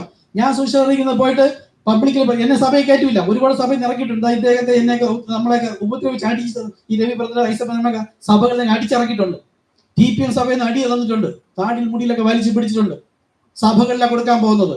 കാര്യം ദൈവത്തിന്റെ ജനം അവിടെ ഇരിക്കുന്നു പറയുന്നു. എവിടെയെങ്കിലും ഉണ്ടാവും. നമ്മൾ കൊടുക്കുമ്പോൾ അവർ പുറത്തേക്ക് വരും. അന്വേഷിക്കുന്നവൻ എങ്ങനെ ചുമ്മാ അന്വേഷിച്ച കാര്യമല്ല. പലരും അന്വേഷിക്കുന്നത് എന്റെ വിവാഹം നടക്കണം, എന്റെ മക്കളുടെ വിവാഹം നടക്കണം, സ്ഥലം വാങ്ങിക്കണം, വീട് വെക്കണം, രോഗം മാറണം, മദ്യപാനം മാറണം, സുഖമായി ജീവിക്കണം. ദൈവത്തെ സ്നേഹിക്കുന്നവന് സകലവും നന്മയ്ക്കായി കൂടി വ്യാപരിക്കും. അവൻ പള്ളിക്കാത്തിരിക്കുന്നു, അവൻ ദൈവത്തെ സ്നേഹിക്കുന്നു. കുറെയൊക്കെ കർത്താവും കൊടുക്കും, പിശാചും കൊടുക്കും. പക്ഷെ ദൈവം സ്നേഹിക്കുന്നവനോ തന്നെ വെളിപ്പെടുത്തി കൊടുക്കും. ആ വെളിപ്പാട് കിട്ടുന്നവൻ സ്വർഗത്തിനുള്ളവനാ. അവൻ പിന്നെ സംഘടനാ സഭയുടെ തെറ്റായ ഉപദേശം വിട്ടു മാറുക തന്നെ പണം. അതാണ് വെളിപ്പാട് 18:4. അവളുടെ പാപം ആകാശത്തോളം കുന്നിച്ചിരിക്കുന്നു. അവളെ വിട്ട് വേറൊരു ശബ്ദം സ്വർഗത്തിൽ നിന്ന് പറയുന്നതായി ഞാൻ കേട്ടത്, എന്റെ ജനമായുള്ളവരെ. അതാണ് ഈ സംഘടനാ സഭയിൽ ഇരിക്കുന്നുണ്ട് ദൈവത്തിന്റെ ജനം. ഈ ട്രാക്റ്റുമായി അവിടെ പോകുമ്പോൾ ദൈവത്തിന്റെ ജനമാണെങ്കിൽ അവിടെ നിന്ന് വിട്ട് പുറത്തേക്ക് വരണം. അങ്ങനെയാണ് ഗോതമ്പിനെ കളപ്പുരയിലേക്ക് ശേഖരിക്കുന്നത്. അതാണ് പെന്തക്കോസ്തിന് ശേഷമുള്ള യേശുനാമ സഭയ്ക്കും ശേഷമുള്ള നമ്മുടെ ഈ ദൈവസഭ. ഇത് വെറുതെ പറയുന്നതല്ല, അവരും നമ്മൾ പഠിപ്പിക്കുന്നത്. ശരിയായിട്ട് ബ്രദർ പോയിരുന്നാലും ഫോണിലൂടെ നമുക്ക് സംസാരിക്കാം. ബൈബിൾ എടുക്കുക, കുറച്ച് മെസ്സേജ് അയച്ചു തരാം, നോക്കുക. ഇവരൊക്കെ പഠിപ്പിക്കുന്ന അനേകം വചനങ്ങൾ തെറ്റാണ്. അപ്പൊ ശരിയായ വെളിപ്പാട് ദൈവം അന്ത്യനാളിൽ അറിയിക്കും എന്ന് പറഞ്ഞു. യോഹന്നാൻ കേട്ട 7 ഇടിനാദവും, ബ്രദറിന് വേണ്ടിയിട്ടാണ് കൂടുതൽ ഞാൻ സംസാരിക്കുന്നത്, ലൈവിലുള്ളവർക്ക് അറിയാം, അല്ലെങ്കിൽ ഞങ്ങൾ ലിങ്ക് അയച്ചു കൊടുക്കും പലർക്കും. അപ്പൊ യോഹന്നാൻ കേട്ട 7 ഇടിനാദം എപ്പോഴറിയിക്കും? ഇനി കാലം ഉണ്ടാവുകയില്ല എന്ന് പറയുന്ന സമയം. എത്രാമത്തെ ദൂതൻ? 7ാമത്തെ ദൂതൻ. അപ്പൊ ദൈവത്തിന്റെ വലത് കയ്യിൽ 7 നക്ഷത്രമുണ്ട്. 7 നക്ഷത്രം, 7 സഭകളുടെ ദൂതന്മാർ. സഭ ഒന്നേ ഉള്ളൂ. നമ്മൾ ശൈശവം, ബാല്യം, യൗവനം, മധ്യകാലം അല്ലെങ്കിൽ വാർദ്ധക്യം എന്ന് പറയുന്നത് പോലെ ഇന്ന് പ്രധാന സംസാരിച്ചു. പിതാവ്, പുത്രൻ, പരിശുദ്ധൻ, ഒരു വ്യക്തിയിൽ തന്നെ 3 ഗണമുണ്ട്. പഠിക്കുമ്പോൾ പുത്രനാണ്, വിവാഹം കഴിക്കുമ്പോൾ ഭർത്താവാണ്, കുഞ്ഞുങ്ങൾ ജനിക്കുമ്പോൾ പിതാവാണ്, ഒരു വ്യക്തി തന്നെ. ആത്മാവായ ദൈവം ജഡശരീരത്തിൽ മക്കളുടെ ഇടയിലേക്ക് വന്നപ്പോൾ ആത്മാവിന് അനുസരിച്ച് നടക്കുന്നവനെ ദൈവത്തിന്റെ പുത്രനെന്നും സ്നാനമേറ്റ് പരിശുദ്ധാത്മാവ് ലഭിച്ചാൽ പിന്നെ ആത്മാവ് അവനെ മരുഭൂമിയിലേക്ക് നടത്തി എന്ന് പറയുമ്പോൾ ദൈവം പറയണം, ഇവൻ എന്റെ പ്രിയപുത്രൻ, ഇവനിൽ വസിപ്പാൻ ഞാൻ പ്രിയപ്പെടുന്നു. ഒരു ദൈവത്തിന്റെ 2 പ്രവൃത്തി. അത് കഴിഞ്ഞ് ഞാൻ പോയി മടങ്ങി വന്ന് എല്ലാ നാളും നിങ്ങളോട് കൂടെ ഇരിക്കുന്നു പറഞ്ഞപ്പോൾ ഈ ശരീരത്തോടു കൂടെയല്ല, മുൻപിരുന്നത് പോലെ ആ പരിശുദ്ധ ദൈവം മാത്രം പരിശുദ്ധൻ പരിശുദ്ധൻ പരിശുദ്ധൻ എന്ന ആ ദൈവം തന്നെയാണ് ഈ പരിശുദ്ധ ആത്മാവ്. വേറെ ആത്മാവാണെങ്കിൽ ദൈവം മാത്രം പരിശുദ്ധനെന്ന് പറഞ്ഞ ദൈവത്തിന്റെ വചനം ദൈവം ഭോഷ്ക് പറഞ്ഞു ഒന്ന് വരും. ഇങ്ങനെ തന്നെ നമ്മൾ പഠിപ്പിച്ചുകൊണ്ടിരിക്കണം. അപ്പോൾ 7ാമത്തെ സഭയിൽ കളപ്പുരയിൽ ശേഖരിക്കപ്പെടുമ്പോൾ ഈ വെള്ള കാണുന്നതാണ് വിശ്വാസി. മറ്റുള്ളവർത്തൊക്കെ 1ാമത്തെ സഭാകാലത്തൊക്കെ ധാരാളം പേരുണ്ടായിരുന്നു. ഇത് അറിഞ്ഞതിൽ വിശ്വസിച്ചവരാണ്. അറിഞ്ഞില്ലെങ്കിൽ കൊള്ളാമായിരുന്നു. അറിയാതെ എങ്ങനെ ശിക്ഷ വിധിക്കാൻ പറ്റും? അങ്ങനെ അറിയിച്ചതിൽ ഏറിയ ഭാഗവും 1ാം സഭാകാലത്ത് വിശ്വസിച്ചു. ആ കാലത്ത് വിശ്വസിച്ച ആരാ? ഏറിയ പാവപ്പെട്ട ജനങ്ങളാണ്. ജ്ഞാനികളൊക്കെ പിന്നീട് വന്നു. അവരാണ് പിന്നെ അവരുടെ സമ്പ്രദായം സഭകളിലുള്ള കുത്തിക്കയറ്റി വലിയ ഹല്ലേലൂയ ആമേനൊന്നും വേണ്ട എന്ന് പറഞ്ഞ് അതിനെ ഞെരുക്കി അവസാനം നിക്കാ സുനഹദോസ് വിളിച്ചു കൂട്ടി AD 325 ആയപ്പോൾ നിക്കാ സുനഹദോസ് വഴി ഒരു പോപ്പിനെയൊക്കെ നിയമിച്ച് അവര് ഭരണം ഏറ്റെടുത്തപ്പോൾ ദൈവത്തിന്റെ ജനം കുറഞ്ഞു തുടങ്ങി. പിന്നീടുള്ളതെല്ലാം വിശ്വാസം കുറഞ്ഞു വരുന്നതാണ്. അവസാനം ഇപ്പോൾ കർത്താവ് നോക്കി എല്ലാ സഭകളിൽ നിന്ന് വിളിച്ച് പുറത്തേക്ക് വരുമ്പോൾ നോഹയുടെ കാലം പോലെ ഈ കറുത്ത് കാണുന്ന മുഴുവൻ അവിശ്വാസികളാണ്, അറിഞ്ഞിട്ട് വിശ്വസിക്കാത്തവരാണ്. ഈ സഭകളിൽ ഇരിക്കുന്ന സകലതിനെ ന്യായം വിധിക്കും. കർത്താവ് യേശു ക്രിസ്തു വിശ്വസിക്കുക, എന്നാൽ നീ നിന്റെ കുടുംബം രക്ഷ പ്രാപിക്കും. ദൈവം ഒരുവനെന്ന് ഇവരെ തെറ്റിക്കുന്ന പിശാചിന് പോലും അറിയാം. അപ്പൊ ഒരു നാമേ നൽകിയിട്ടുള്ളൂ എന്ന് പറയാത്ത ഒരു സഭയും ഇല്ല. ഇവരെല്ലാം നമ്മൾ ട്രാക്ക് കൊടുക്കുമ്പോൾ അവസാനം പാട് കൺവെൻഷന്റെ യേശുവേ നീ മാത്രം മതി, നീ അല്ലാതെ ആരുമില്ല കർത്താവേ അത് പറഞ്ഞ് ആശീർവാദം പറഞ്ഞിട്ട് വരുമ്പോഴാണ് നമ്മൾ ട്രാക്ക് കൊടുക്കുന്നത് കൺവെൻഷന്റെ. അപ്പൊ തന്നെ വാങ്ങിച്ച് വലിച്ചേറി മൂത്തെറിയും, അല്ലെങ്കിൽ പിടിച്ചുകൊണ്ട് പോകും. ട്രാക്ടറിൽ ബാഗോടെ പിടിച്ചു വാങ്ങിച്ചിട്ട് പോയിട്ടുണ്ട്. അടി ഉപദ്രവം പറഞ്ഞു വിടാറുണ്ട്. അപ്പൊ അവരെന്താ വിളിച്ചത്?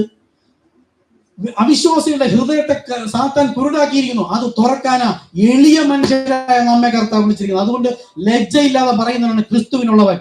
ആ രക്തത്തിന്റെ ക്വാളിറ്റിയാണത്. അല്ലെങ്കിൽ പരിശോധിക്കുക. അപ്പോൾ ഗോതമ്പിനെ കളപ്പുരയിൽ ശേഖരിച്ചാൽ ഈ കാലം നോഹയുടെ കാലം പോലെ എന്ന് പറഞ്ഞാൽ, നോഹയുടെ കാലത്ത് നോഹ വിളിച്ച് അകത്തേക്ക് കൊണ്ടുപോയ ജീവജാലങ്ങളുടെ മനുഷ്യരുടെ ആഹാരം പുറത്തു നിന്നല്ല കിട്ടിയത്. നോഹയിലൂടെ ദൈവം മുന്നമേ അതിനകത്ത് കരുതിയിരുന്നു. ആ ഭക്ഷണമാണ് അവർ കരുതിയതെങ്കിൽ നമ്മൾ ഇന്ന് പെന്തക്കോസ്തിന് ശേഷം AD 1909 മുതൽ പെന്തക്കോസ് കാലം തീർന്നു. 1909 മുതൽ 1750 മുതൽ 1906 വരെ പെന്തക്കോസ് കാലം. അത് കഴിഞ്ഞിട്ട് കർത്താവ് കളപ്പുരയിലേക്ക് ജനത്തെ ശേഖരിക്കുമ്പോൾ ഇവിടെ വന്നതിന് ശേഷമല്ല നമ്മുടെ ആഹാരം. നോഹയുടെ കാലം വരെ നോഹ അവിടെ ആദ്യമേ ആഹാരം ഒരുക്കിയിട്ടാണ് ഓരോ ജീവജാലങ്ങളെ വിളിച്ചതെങ്കിൽ ഇവിടെ നമുക്ക് വേണ്ടുന്ന മന്ന മുഴുവൻ കർത്താവ് ഒരു വ്യക്തിയിലൂടെ സംസാരിച്ചു കഴിഞ്ഞു. ഉൽപ്പത്തി മുതൽ വെളിപ്പാട് വരെയുള്ള സകല വചനങ്ങളും വചനമല്ല പ്രസംഗിച്ചത്. അദ്ദേഹം പ്രസംഗിച്ചത് വെളിപ്പാടാകുന്നു. വചനത്തിൽ നിന്ന് വെളിപ്പാടാകുന്നു പ്രസംഗിച്ചത്. ലോകം മുഴുവൻ വചനമാണ് പ്രസംഗിക്കുന്നത്. വചനത്തിലല്ല വേരൂന്നാൻ പറഞ്ഞ, വചനത്തിൽ ആഴത്തിൽ വേരൂന്നണം. ഈ വചനത്തിന്റെ ഉള്ളിലാണ് നിഗൂഢ രഹസ്യങ്ങൾ. അത് ക്രിസ്തുവിൽ മറഞ്ഞിരിക്കുകയാണ്. അവൻ ഒരുവൻ ക്രിസ്തുവിലാവണമെങ്കിൽ അവന്റെ പാപം മോചിച്ചിരിക്കണം. അതിന് കർത്താവായ യേശു ക്രിസ്തു എന്ന നാമത്തിൽ തന്നെ അവൻ സ്നാനപ്പെട്ടിരിക്കണം. അപ്പോഴാണ് ദൈവം കണക്കിടുന്നത്. അവന് പിന്നെ ആത്മക്കാണ് കർത്താവ് തുറന്നു കൊടുക്കുന്നത്. പിന്നെ ആർക്കും അടയ്ക്കാൻ കഴിയില്ല. ദൈവത്തിന്റെ ആടാണ്. പക്ഷെ സഭയിൽ വന്നിട്ട് തിരികെ പോകുന്നവരുണ്ട്. അവർ ദൈവത്തിന്റെ ആടല്ല. എന്താ? 3 ടൈപ്പ് ജനവും വേണം. യേശുവിന്റെ കൂടെ ഉണ്ടായിരുന്നു പത്രോസ്, യാക്കോബ്, യോഹന്നാൻ. ഇവരാണ് വിശുദ്ധന്മാർ. 3 പേർ മരുരൂപമലയിൽ രൂപാന്തരപ്പെടുന്ന സമയത്ത് വിശുദ്ധന്മാർ. ബാക്കിയിരുന്ന ഉറങ്ങുന്ന മണവാട്ടിമാർ. അവർ പിന്നത്തേൽ തള്ളപ്പെടുന്നു. എന്നാൽ അതിന്റെ ഇടയിൽ ഒരുത്തനുണ്ടായിരുന്ന അവിശ്വാസി യൂദ. അപ്പോൾ സഭയിലും എപ്പോഴും 3 ടൈപ്പ് ഉണ്ടാവും. ലോകത്തും ഉണ്ടാകും. അപ്പൊ ദൈവം വിളിച്ച് വേർതിരിച്ചവർക്ക് ആഹാരം ഒരു എളിയ മനുഷ്യനിലൂടെ ദൈവം ഈ മനുഷ്യനിലൂടെ വെസ്ലിയാണ് പെന്തക്കോസ് വിളിച്ചു കൂട്ടിയത്. ഏതെങ്കിലും പെന്തക്കോസുകാർക്ക് അറിയാമോ? യേശുനാമ സഭയെ വിളിച്ചു കൂട്ടിയത് ഏകദേശം എല്ലാവർക്കും അറിയാം. അദ്ദേഹത്തിന്റെ പേരറിയാം. അപ്പൊ അദ്ദേഹം എന്ന ഒരു സാധാരണ മനുഷ്യനെ ദൈവം ഹൃദയം തുറന്നു കൊടുത്തതാ. ഇതെന്താ അങ്ങനെ ആയിപ്പോയത്? അപ്പോസ്തല പ്രവൃത്തി മുതല് പൗലോസിനെ വിളിച്ച് വേർതിരിച്ചപ്പോ കത്തോലിക്ക സഭ ഒന്ന് എല്ലാം തകടം മറിച്ചപ്പോൾ എന്തുകൊണ്ട് ഈ അന്ത്യനാളിൽ വെളിപ്പെടുത്തി കൊടുക്കുന്ന പ്രകാരം അന്ന് ദൈവം വെളിപ്പെടുത്തി കൊടുത്തില്ല? ചിന്തിച്ചിട്ടുണ്ടോ എപ്പോഴെങ്കിലും? ഒന്നാമത്തെ സഭ കെട്ടപ്പെടുന്നത് വെളിപ്പാടില്ല. പത്രോസ് പറഞ്ഞു നീ ക്രിസ്തു. അതെ, അപ്പൊ എന്തായി അവിടെ? It is finished. പത്രോസ് യേശുവിനെ നോക്കി ആദ്യം എന്ത് വിളിച്ചു? കർത്താവേ എന്ന് വിളിച്ചു. അപ്പൊ സൃഷ്ടികർത്താവായ ആത്മാവായി നിന്നവനാണ് നീ എന്ന്, ഈ യേശു ആണെന്ന് പത്രോസ് ആദ്യം യേശുവിനെ വിളിച്ചത് കർത്താവേ എന്ന്. അപ്പൊ കർത്താവ് എന്ന് വെച്ചാൽ പിതാവ്, ആത്മാവായ ദൈവം. അപ്പൊ അത് അവന് വെളിപ്പെട്ടു, അത് ഉറച്ചു, ലഭിച്ചതിൽ ഉറക്കണം. ഇന്ന് സംഘടനാ സഭ പറയുമ്പോൾ ത്രീ ഏക ദൈവം ഒന്ന് എന്ന് പറയുകയും നമ്മൾ സംസാരിക്കാൻ പോകുമ്പോൾ വീണ്ടും മൂന്ന് മൂന്ന് മൂന്ന്. അവൻ ഉറച്ചവനല്ല, ശീതോഷ്ണവനാ, ഓരോ കാറ്റിനാൽ ആടി ഉലയുന്നവനാ. ദൈവത്തിന്റെ വായിൽ മുമ്പിൽ കളയും. അപ്പോൾ പത്രോസ് യേശുവിനെ നോക്കി, ശരീരത്തിൽ നിന്ന് യേശുവിനെ നോക്കിക്കൊണ്ട് അകത്തിരുന്ന ആത്മാവ് സൃഷ്ടികർത്താവായ ദൈവമാണ്, യഹോവയായ കർത്താവ്, ദൈവമായ കർത്താവ്. എഫേസ്യ ലേഖനം 4:5 പറയുന്ന കർത്താവോ ഒരുവൻ. അപ്പൊ ആ വചനം വരുന്നതിന് മുമ്പ് പത്രോസിന് ദൈവം വെളിപ്പെടുത്തി കൊടുത്തു, യേശുവാണ് കർത്താവ്. അടുത്തോ, അപ്പോൾ കർത്താവും യേശുവും ആയ ഈ യേശു ചോദിക്കുകയാണ്, മനുഷ്യർ എന്നെ മറിയയുടെ പുത്രൻ, തച്ചന്റെ മകൻ ബേൽസബൂൽ, അല്ലെങ്കിൽ പ്രവാചകൻ ഏലിയാവ് എന്നെല്ലാം പറയുന്നു. അതെനിക്കറിയണ്ട. പിതാവ് ആകർഷിച്ച് പുത്രന്റെ അടുക്കലേക്ക് വന്ന നിങ്ങൾ എന്നെ കുറിച്ച് എന്ത് പറയുന്നു? പത്രോസ് പറഞ്ഞു. പിന്നെ പത്രോസ് നീ കർത്താവായ യേശു എന്നല്ല പറഞ്ഞത്. അത് ബൈബിളിൽ എപ്പോഴും 3 ടൈപ്പ് ജനമുണ്ട്, 3 തരത്തിൽ സംസാരിച്ച്. അതാണ് നമ്മൾ പറഞ്ഞത്. ഈ തലയിൽ മൂടുപട ഇടുന്നത് ഉണ്ടെന്നും പറയുന്നുണ്ട്, വേണ്ടെന്നും പറയുന്നുണ്ട്. സ്ഥലം ഉണ്ടെന്നും പറയുന്നുണ്ട്, ഒരുക്കാൻ പോയിരിക്കുന്നു പറയുന്നുണ്ട്. ഇതുപോലെ 2-3 തരത്തിൽ പറഞ്ഞിരിക്കുന്നു. മണവാട്ടി എന്റെ ജനം എന്റെ ശബ്ദം തിരിച്ചറിയും. അതുപോലെ എല്ലാവരും യേശുവിനെ കർത്താവ് എന്ന് പറഞ്ഞിട്ടില്ല. ഏറ്റവും പാപികൾ മനസ്സിലാക്കി. അടുത്ത് നിങ്ങൾ എന്നെ ആരെന്ന് പറയുന്നു? പത്രോസ് പറഞ്ഞു നീ ക്രിസ്തു, യോഹന്നാൻ 8:29. മത്തായി നോക്കിയാൽ നീ ദൈവത്തിന്റെ കർത്താവ്, പുത്രനായ, രണ്ടാമതും പറഞ്ഞു ക്രിസ്തു. അപ്പൊ 3ആയി. അത് തെറ്റിക്കാൻ പറഞ്ഞതാ. വേറൊരിടത്ത് ദൈവത്തിന്റെ ക്രിസ്തു. കണ്ടോ? അപ്പൊ ദൈവം വേറൊരു ഇല്ലേ? യോഹന്നാൻ മാർക്കോസ് 8:29 പറയാണ്. അപ്പൊ ബൈബിളിൽ ഇങ്ങനെയുണ്ട്, 3 ടൈപ്പ് ജനത്തിന് വേണ്ടി സംസാരിക്കാറുണ്ട്. മത്തായി 28:19 സംസാരിച്ചത് ദൈവത്തിന് അവിടെ തന്നെ കർത്താവായ യേശു ക്രിസ്തു പറയാൻ പോരായിരുന്നോ? അത് എന്റെ ആടുകൾക്കല്ല. എന്റെ ആടുകൾ ശ്രദ്ധിക്കും, പിതാവിന്റെയും പുത്രന്റെയും പരിശുദ്ധ നാമത്തിലല്ലേ. നാമത്തിന് വേണ്ടി കാതോർക്കാൻ പറഞ്ഞ് പരിശുദ്ധാത്മാവിനെ വെളിപ്പെടുത്തും. ആ കാതോർത്തതുപോലെ കാതോർത്തവരാ നമ്മൾ. അതുപോലെ പത്രോസ് പറഞ്ഞു നീ ക്രിസ്തു. അപ്പൊ പൂർത്തിയായി. യേശുവാണ് കർത്താവ്, അതായത് ആത്മാവായ ദൈവം യേശുവാണ്. ആ കർത്താവ് തന്നെ യേശു. റോമർ 19 യേശുവിനെ കർത്താവെന്ന് ഹൃദയം കൊണ്ട് വിശ്വസിക്കണം. ഇത് 2 എന്ന് പറയുന്നവൻ പാപത്തിൽ മരിച്ചിരിക്കുന്നു ഇന്നയോളം. അപ്പൊ യേശുവാണ് കർത്താവെന്ന് കണ്ട് മുറുകെ പിടിച്ചു. പിന്നെ പറയുന്ന ഈ കർത്താവ് യേശുവായ നീ തന്നെയാണ് ക്രിസ്തു, അതായത് വരാൻ പോകുന്ന പരിശുദ്ധാത്മാവ്. It is finished. അത് ദൈവം വെളിപ്പെടുത്തി കൊടുത്തു. ഈ വെളിപ്പാട് ആർക്ക് ലഭിക്കുന്നുവോ അവനെ കൊണ്ടാണ് ദൈവം തന്റെ സഭയെ പണിയുന്നത്. ഈ വെളിപ്പാടിന്മേൽ ഞാൻ എന്റെ സഭയെ പണിയുന്നു. അപ്പോൾ ഈ കത്തോലിക്ക മുതൽ പെന്തക്കോസ്തൽ ഇരിക്കുന്നതിൽ നമ്മളിവിടെ പലരുണ്ട്. ഇവിടെ മർത്തോമ സഭയിലുണ്ട്, CSIയിലുണ്ട്.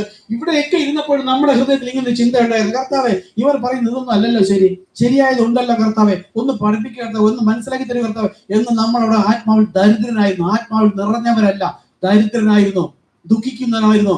അങ്ങനെ കാലത്തുകൾ കർത്താവ് അറിയിച്ചപ്പോൾ അവിടുന്ന് കളപ്പുരയിലേക്ക് ശേഖരിച്ചു. ഇപ്പോൾ വാതിലടയ്ക്കുന്ന ശുശ്രൂഷയാണ് ലോകം ചെയ്യുന്നത്. അതാണ് ബില്ലി ഗ്രഹാം, ഓറൽ റോബർട്ട്, പിതാപുത്രൻ പരിശുദ്ധാത്മാവ് എന്ന് പറഞ്ഞു ബെനിഹിനും ബോൺഗെ എല്ലാം വാതിലടയ്ക്കുന്ന ശുശ്രൂഷ ചെയ്യുന്നു. ഒരു എളിയ മനുഷ്യൻ, ഇദ്ദേഹം മരിച്ചത് 1965 മരിച്ചത്. ആ സമയത്ത് അവരൊക്കെ ബെനിഹിനല്ല നേരത്തെ പറഞ്ഞത് ഇറാനിയോസും മാർട്ടിൻ, ഇവരുടെ കൂടെ ഉണ്ടായിരുന്ന ആ വ്യക്തികൾ വാതിലടയ്ക്കുന്ന ശുശ്രൂഷ പഠിപ്പിക്കുന്ന സമയത്ത് വാതിൽ തുറക്കുന്ന ശുശ്രൂഷയാണ് ഈ ഇദ്ദേഹത്തിലൂടെ ചെയ്തത്. കർത്താവായ യേശു ക്രിസ്തു നാമത്തിലുള്ള സ്നാനം. അതാണ് നമ്മളൊന്ന് പറഞ്ഞുകൊണ്ടിരിക്കുന്നത്. അങ്ങനെ സഭയിലേക്ക് വരുന്ന നമുക്ക് വേണ്ടിയിട്ട് മന്ന മുഴുവനും ഉൽപ്പത്തി മുതൽ വെളിപ്പാട് വരെ സകല മർമ്മങ്ങളും ഒരു മണവാട്ടി അറിയണമെന്ന് ദൈവം ആഗ്രഹിച്ച സകല കാര്യങ്ങളും അതാണ് വെളിപ്പാട് 10:1. ബലവാനായ ഒരു ദൂതൻ സ്വർഗത്തു നിന്ന് ഇറങ്ങുന്നത് ഞാൻ കണ്ടു. അവൻ മേഘമുടുത്തും തലയിൽ ആകാശവില്ല് ധരിച്ചും മുഖം സൂര്യനെ പോലെയും കാൽ തീത്തൂണ് പോലെയും. അതായത് അവനിലൂടെ സംസാരിക്കുന്നത് കേട്ട് വിശ്വസിച്ചില്ലെങ്കിൽ കാൽ തീത്തൂണ് പോലെ നരകത്തിലേക്ക് പോകും. കാൽ എന്ന് വെച്ചാൽ ശരീരം. അത് ദൈവത്തിന്റെ സഭയല്ല. ദൈവത്തിന്റെ സഭ ശരീരം അത് ക്രിസ്തുവിനോട് കൂടെ ചേർന്ന് ഒന്നായി തീർന്നു. ബാക്കി മുഴുവൻ എതിർ ക്രിസ്തുവിന്റെയാണ്. അത് നരകത്തിലേക്ക് തന്നെ പോകും. അപ്പോൾ കർത്താവ് ബലവാനായ ദൂതൻ, അത് യേശു ക്രിസ്തു ആകുന്നു. ആ യേശു ക്രിസ്തു ആകുന്നു. ആ വെളിപ്പാട് പുസ്തകം 10 സംസാരിക്കുന്നത് 7ാമത്തെ സഭാദൂതന്റെ അപ്പോൾ ഒരു മനുഷ്യനെ ദൈവം ഭൂമിയിൽ നിന്ന് തെരഞ്ഞെടുത്തിട്ട് ഒരു എളിയ മനുഷ്യനായിരിക്കും, അതാ നേരത്തെ പറഞ്ഞ നാമം മശിക എന്നോ ഇമ്മാനുവേൽ എന്നോ വിളിച്ചിരുന്നുവെങ്കിൽ എല്ലാവരും യേശുവിനെ മനസ്സിലാക്കുമായിരുന്നു. അപ്പം ചൂണ്ടിക്കാണിക്കുന്ന യോഹന്നാൻ സ്നാപകൻ സെമിനാരിയിൽ പഠിച്ച് ഒരു പൗരോഹിത്യ വസ്ത്രവും ഇട്ടുകൊണ്ടാണ് വന്നതെങ്കിൽ ഏതൊരു അവിശ്വാസിയും യോഹന്നാനെ നോക്കിയിരുന്നാൽ മതി. യവൻ ആര് ചൂണ്ടിക്കാണിക്കോ അത് തന്നെ മശിക. അവൻ ഇനി ഏത് പേര് വന്നാലും, ഏത് വേശ്യ പൊട്ടണ ചുക്കക്കാരനോ ആരുടെ അടുക്കൽ പോയിരുന്നാലും ശരി തന്നെ ഇവൻ തന്നെ. കാര്യം എന്താ? സെഖര്യാവിന് സംസാരം നിലച്ചു, കുഞ്ഞുങ്ങളില്ലായിരുന്നു, ലഭിച്ചതിന്റെ എല്ലാ അടയാളമുണ്ട്. ഇനി യവനെ തന്നെ നോക്കിയിരുന്നാൽ മതി. അങ്ങനെ ഉള്ളവനല്ല കർത്താവിന് ആവശ്യം. അടയാളം എപ്പോഴും വെച്ചിരിക്കുന്ന അവിശ്വാസിക്കാം. ദൈവത്തിന്റെ ജനം ശബ്ദം കേൾക്കാതെ ഹൃദയത്തിൽ വൈബ്രേറ്റ് ചെയ്യും. എന്റെ ആടുകൾ എന്റെ ശബ്ദം കേൾക്കുമെന്ന. അങ്ങനെ യോഹന്നാനെ കാട്ടിലയച്ചിട്ട് വന്നപ്പോൾ യേശു അതാ എങ്കലിടറാത്തവൻ ഭാഗ്യവാൻ. എന്താ അപ്പോൾ വെച്ച പേരെന്താ? അവന് യേശു എന്ന് പേർ വിളിക്കും. ഇമ്മാനുവേൽ എന്ന് വിളിക്കുമെന്ന് പറഞ്ഞിരുന്നെങ്കിൽ എല്ലാവരും രക്ഷിക്കപ്പെടുന്നു. അങ്ങനെ കർത്താവിന് വേണ്ട, യേശു എന്ന പേർ വിളിക്കുക. യേശു നാമമാക്കിയ തന്നെ പാപങ്ങളുടെ മോചനം. അവൻ തന്റെ മത്തായി 1:21 അവൻ തന്റെ ജനത്തെ അവരുടെ പാപങ്ങളിൽ നിന്ന് മോചിപ്പാൻ രക്ഷിപ്പാൻ ഇരിക്കൊണ്ട് അവന് യേശു എന്ന് പേരിടണം. ലൂക്കോസ് 1:31 കർത്താവായ ക്രിസ്തു. ഇവിടെ യേശു എന്ന് പറഞ്ഞു, അവിടെ കർത്താവായ ക്രിസ്തു. ജനിച്ചു വരുന്ന ആ ശിശുവിനിട്ട പേരെന്താണ്? ഒരിടത്ത് മത്തായി 1:21 യേശു എന്ന്, മത്തായി 1:20 അവൻ തന്റെ ജനത്തെ അവരുടെ പാപങ്ങളിൽ നിന്ന് മോചിപ്പാൻ ഇരിക്കൊണ്ട് അവന് യേശു എന്ന് പേരിടണം. ലൂക്കോസ് 1:31 കർത്താവായ ക്രിസ്തു. പേരെന്തായി? കർത്താവായ യേശു ക്രിസ്തു. ഈ പേരിൽ വിളിക്കൂ ആരെങ്കിലും? ഒരു പക്ഷെ അവർ അംഗീകരിക്കാം വേണമെങ്കിൽ. പക്ഷേ ആ ഇമ്മാനുവേൽ അതാരാണ്? മശിക അതാരാണ്? യഹോവ രക്ഷകൻ.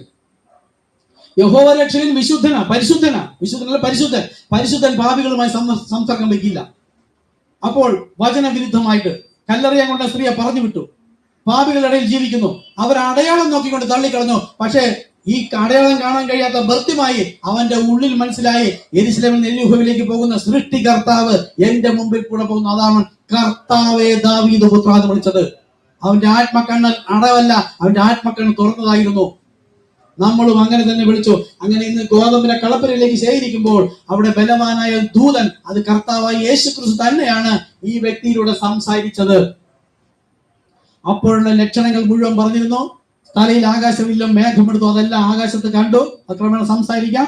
അങ്ങനെ ഒരു എളിയ മനുഷ്യനിലൂടെ കർത്താവ് സംസാരിച്ചപ്പോഴാണ് ഈ സഭകൾ പഠിപ്പിക്കുന്നതെല്ലാം ബുദ്ധിയിലാണെന്ന് മനസ്സിലായത്. ഞാനൊരു ബന്ധകോസ്ത് സഭയുടെ ഇവാഞ്ചലിസ്റ്റ് ആയിരുന്നു. സ്നാനത്തിന് സ്പെഷ്യൽ ക്ലാസ് ഒക്കെ കൊടുക്കുന്ന വ്യക്തിയായിരുന്നു. സഭകളിലും വെള്ളിയാഴ്ച മീറ്റിംഗിലെല്ലാം പ്രസംഗിക്കാൻ പറ്റിക്കൊണ്ടിരുന്നതാ. പക്ഷെ അപ്പോഴും അന്വേഷിച്ചു കൊണ്ടേയിരുന്നു. ജാഗ്രതയോടെ അന്വേഷിച്ചു. അന്വേഷിക്കുന്നവൻ കണ്ടെത്തും, ജാഗ്രതയോടെ അന്വേഷിക്കുന്നവൻ എന്നെ കണ്ടെത്തുന്ന. അതായത് ഞാൻ എന്നത് ആരാണെന്ന് ഞാൻ വെളിപ്പെടുത്തി തരും. എന്റെ പിതാവിന്റെ കൽപ്പനകളെ ലഭിച്ച് പ്രമാണിക്കുന്നവനെ പിതാവ് സ്നേഹിക്കുകയും ഞാനും അവനെ സ്നേഹിച്ച് അവന് എന്നെ തന്നെ വെളിപ്പെടുത്തി കൊടുക്കും. ഈ വെളിപ്പാട് കിട്ടിയവരാണ് അപ്പോസ്തലന്മാർ, അതാ ദൈവസഭ. പക്ഷെ ഈ വെളിപ്പാട് കിട്ടി സ്നാനപ്പെട്ട് പരിശുദ്ധാത്മ ലഭിച്ചു എന്ന് പറയുന്ന യേശു നാമസഭകളും അവരുടെ ഉള്ളിൽ ഈ യഥാർത്ഥ പരിശുദ്ധാത്മാവാണ് നമ്മൾ പരിശോധിക്കേണ്ടതാണ്. അവരുടെ ഉള്ളിൽ യഥാർത്ഥ പരിശുദ്ധാത്മാവാണെങ്കിൽ യോഹന്നാൻ 14:26 യേശു പറഞ്ഞു, പിതാവ് വാഗ്ദത്തം ചെയ്തതിനെ ഞാൻ നിങ്ങളുടെ മേലെ അയക്കും. അവൻ സത്യത്തിന്റെ ആത്മ വരുമ്പോൾ ഞാൻ പറഞ്ഞതിനെ ഓർമ്മപ്പെടുത്തി ഉപദേശിക്കും. യോഹന്നാൻ 14 എന്ന് പറഞ്ഞു, അവൻ നിങ്ങളെ സകല സത്യത്തിലും വഴി നടത്തും. അപ്പോൾ ഈ യേശു നാമസഭയും തുടങ്ങിയിട്ട് 20, 40, 50, 60 വർഷങ്ങളായെങ്കിൽ ഇത്രയും കാലവും ഇവരുടെ ഉള്ളിലിരുന്നത് പരിശുദ്ധാത്മാവാണെങ്കിൽ ഈ ധാരാളം വിഷയങ്ങളുണ്ട്. ഇത്രയും തെറ്റുകൾ നമുക്ക് ഏകം തൊട്ടിൽ ഒരു വചനം തെറ്റിച്ചപ്പോൾ ഇന്നും മരണം കടന്നു വരുന്നു.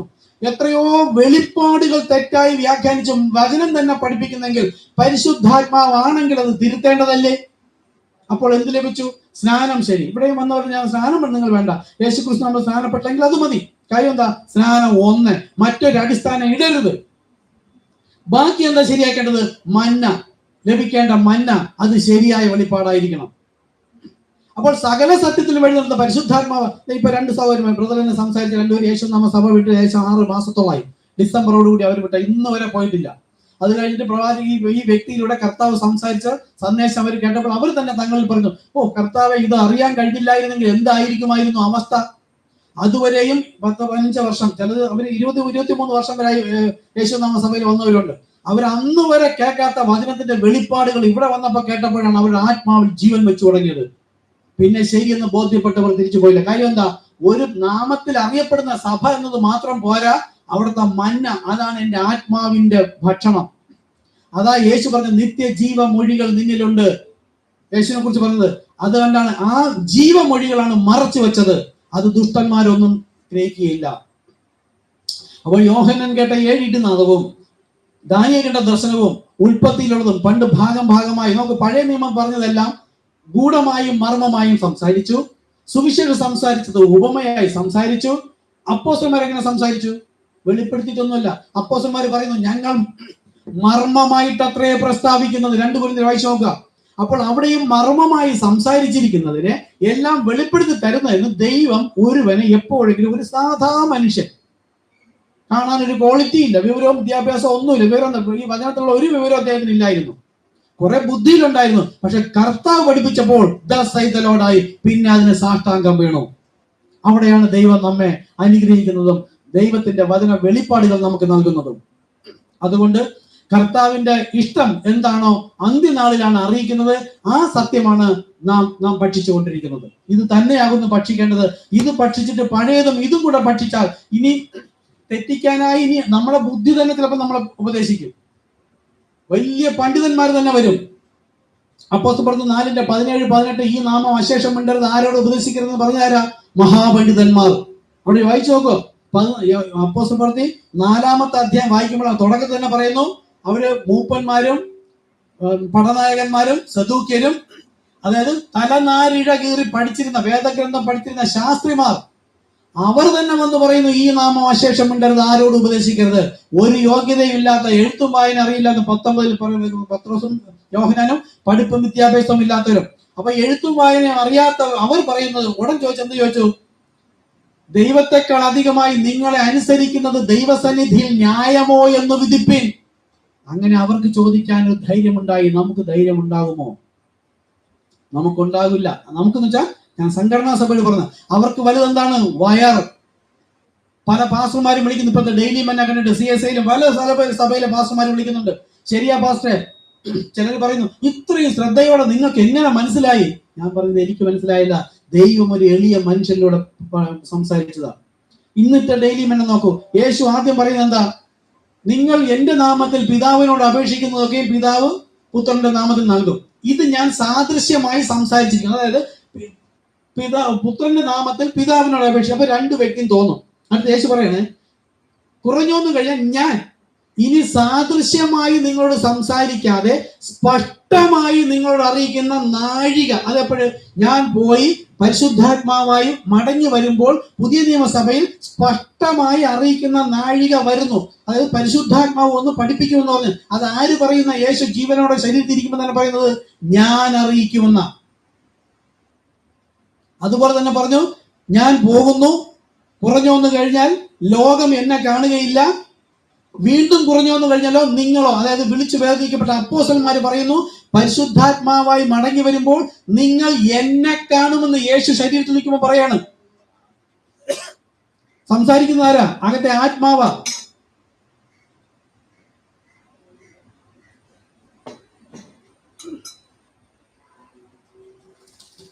അത് കഴിയുമ്പോ പറയാണ്, എന്നാൽ വീണ്ടും കുറഞ്ഞോന്ന് കഴിഞ്ഞാലോ ലോകം കാണില്ല, നിങ്ങളോ എന്നെ കാണും, ഞാനോ ലോകാവസാനം എല്ലാ നാളും നിങ്ങളോട് കൂടെ. എങ്ങനെ? ആത്മാവായി ശരീരത്തിൽ നിൽക്കുന്ന യേശു പറയാണ്, ഞാൻ പോകും.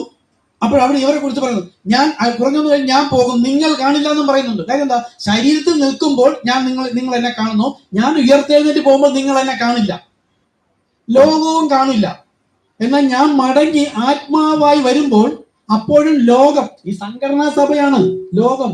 നോക്കൂ, ഞാൻ നിങ്ങളെ ലോകത്ത് നിന്ന് തിരഞ്ഞെടുത്തിരിക്കുന്നു. യേശു വിളിച്ച ശിഷ്യന്മാർ ജനവിടെ ഏതെങ്കിലും വിശ്വാസത്തിൽ എവിടെയെങ്കിലും സഭയിൽ ഇരുന്നതാ? അവിടെ അതാ ലോകം. അവിടെ നിന്ന് നമ്മളെ തെരഞ്ഞെടുത്തുകൊണ്ടാണ് ലോകം നമ്മളെ പകയ്ക്കുന്നത്. എന്നാൽ നമ്മൾ അവരുടെ ഇടയിൽ, നിങ്ങൾ ലോകക്കാരായിരുന്നുവെങ്കിൽ ലോകം നിങ്ങളെ സ്നേഹിക്കുമായിരുന്നു. ഞാനോ നിങ്ങളെ ലോകത്ത് നിന്ന് തെരഞ്ഞെടുത്ത് സ്നേഹസ്വരൂപനായ പുത്രന്റെ രാജ്യത്താക്കി വെച്ചിരിക്കുന്നു. ഇപ്പോൾ സ്വർഗത്തിൽ ഒരു വീടും ദൈവരാജ്യത്തിൽ പൗരത്വമുണ്ട്. അതാണ് പരിശുദ്ധാത്മ മുദ്ര. അപ്പോ ഈ ലോകം കാണില്ല. ഉയർത്തെഴുന്നേറ്റ് പോയിട്ട് തിരികെ ഞാൻ തന്നെ വരുമെന്ന, ഞാൻ കുറഞ്ഞു എന്ന് കഴിഞ്ഞാൽ ഞാൻ പോയി മടങ്ങി വരും. ലോകം, ഈ സംഘടനാ സഭ വേറെ എന്ന് പറയുന്നത് കൊണ്ട് എന്നെ കാണുന്നില്ല. പക്ഷെ മുൻകുറിക്കപ്പെട്ടവരോട്, നിങ്ങളോ എന്നെ കാണുകയും ഞാൻ നിങ്ങളോടുകൂടെ വസിക്കുകയും ചെയ്യുന്ന യേശു ശരീരധാരിയായി നിന്നപ്പോൾ പറയുന്നതാ. ഇതൊക്കെ നമ്മൾ സംഘടനാ സഭയിൽ നമ്മൾ പഠിച്ചതല്ലേ? അവരാരെങ്കിലും പഠിപ്പിച്ചെന്നാ? ആരും പഠിപ്പിച്ചിട്ടില്ല. ശരിയായ വെളിപ്പാട് ദൈവം ഒരു വ്യക്തിയോട് പറഞ്ഞപ്പോൾ യേശു ജീവിച്ചിരിക്കുമ്പോൾ തന്നെ പറയുന്നു, ഞാൻ പോയി മടങ്ങി വരുമ്പോൾ ലോകം എന്നെ കാണില്ല, നിങ്ങൾ എന്നെ കാണും, ഞാൻ നിങ്ങളോടുകൂടെ വസിക്കും. ഇതാണ് കൊലോസ്യർ 1:27. മഹത്വത്തിന്റെ പ്രത്യാശ ക്രിസ്തു നിങ്ങളിൽ വസിക്കുന്നു. യേശു തന്നെ ക്രിസ്തു. ക്രിസ്തു പരിശുദ്ധാത്മാവ്. പരിശുദ്ധാത്മാവിന്റെ മുദ്രയാണ് ക്രിസ്തുവിന്റെ മുദ്ര എന്ന് പറയുന്നത്. പരിശുദ്ധാത്മാവിൽ സംസാരിക്കുന്നതാണ് ക്രിസ്തുവിൽ സംസാരിക്കുന്നു എന്ന് പറയുന്നത്. അപ്പോ ഇത് ആക്ഷരികം, അക്ഷരം കൊല്ലുന്നു. ഇത് ആത്മീകം, ആത്മാവോ ജീവിപ്പിക്കുന്നു. പിതാവ് എന്ന ആക്ഷരിക നാമം എന്ന് പറയാൻ പറ്റില്ല, ഇത് സർവനാമം.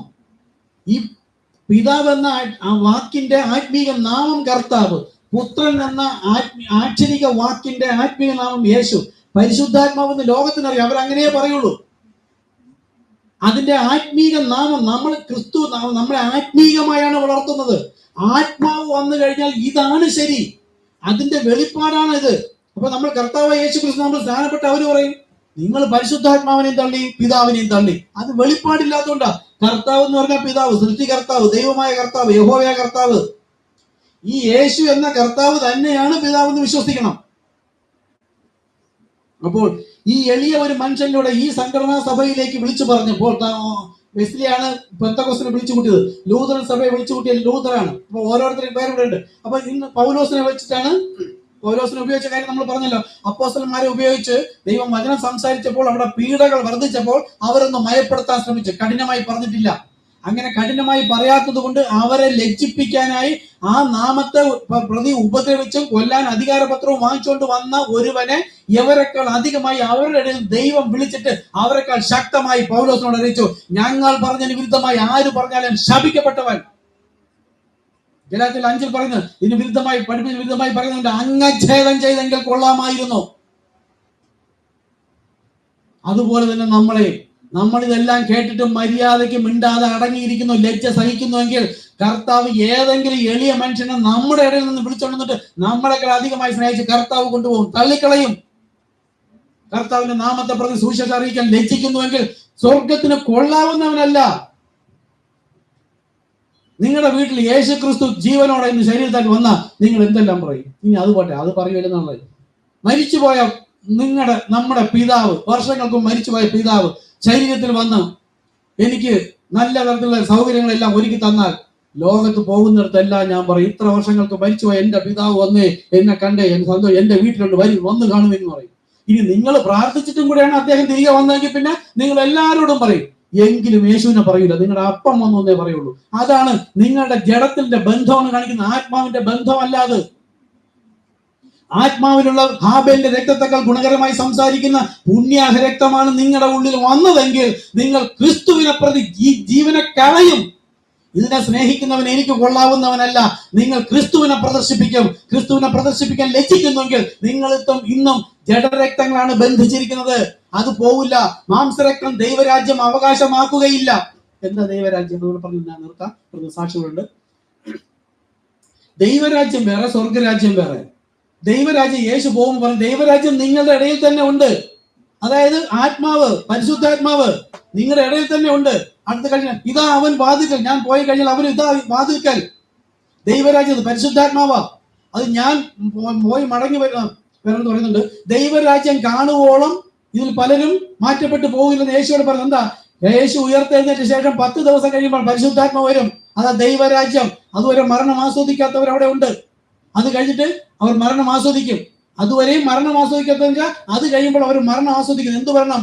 ലോകസംബന്ധം ജഡസംബന്ധ പ്രകാരം ഒരു മരിക്കുകയും മരിച്ചവനോട് കൂടെ തന്നെ കുഴിച്ചിടുകയും പിന്നെ ജീവന്റെ പുതുക്കത്തിൽ പിന്നെ അവർക്ക് മരണമില്ല, പിന്നെ രണ്ടാം മരണത്തിൽ കാര്യമില്ല. എന്നിൽ വിശ്വസിക്കുന്നവൻ മരിച്ചാലും ജീവിക്കും, ജീവിച്ചിരുന്നതിൽ വിശ്വസിക്കുന്ന ഒരു നാളും മരണം കാണുകയില്ല. ആ അവസ്ഥയിലേക്ക്. അപ്പൊ ഈ ദൈവരാജ്യം എന്ന് പറയുന്ന പരിശുദ്ധാത്മാവാണ്. അത് യേശു പോയി മടങ്ങി വന്നതാകുന്നു. അപ്പോൾ നമ്മൾ അതിനെക്കുറിച്ച് ലജ്ജിക്കുന്നുവെങ്കിൽ സ്വർഗസ്ഥനായ പിതാവിന്റെ മുമ്പിൽ ഞാൻ നിങ്ങളെക്കുറിച്ച് ലജ്ജിക്കും. അതുകൊണ്ട് ഈ സുവിശേഷം പറയണം. ലജ്ജിക്കരുത്. കർത്താവ് അഭിമാനിക്കും. യോബിനെ വിളിച്ചു കാണിച്ചതുപോലെ നമ്മൾ വിളിച്ചു കാണിക്കും.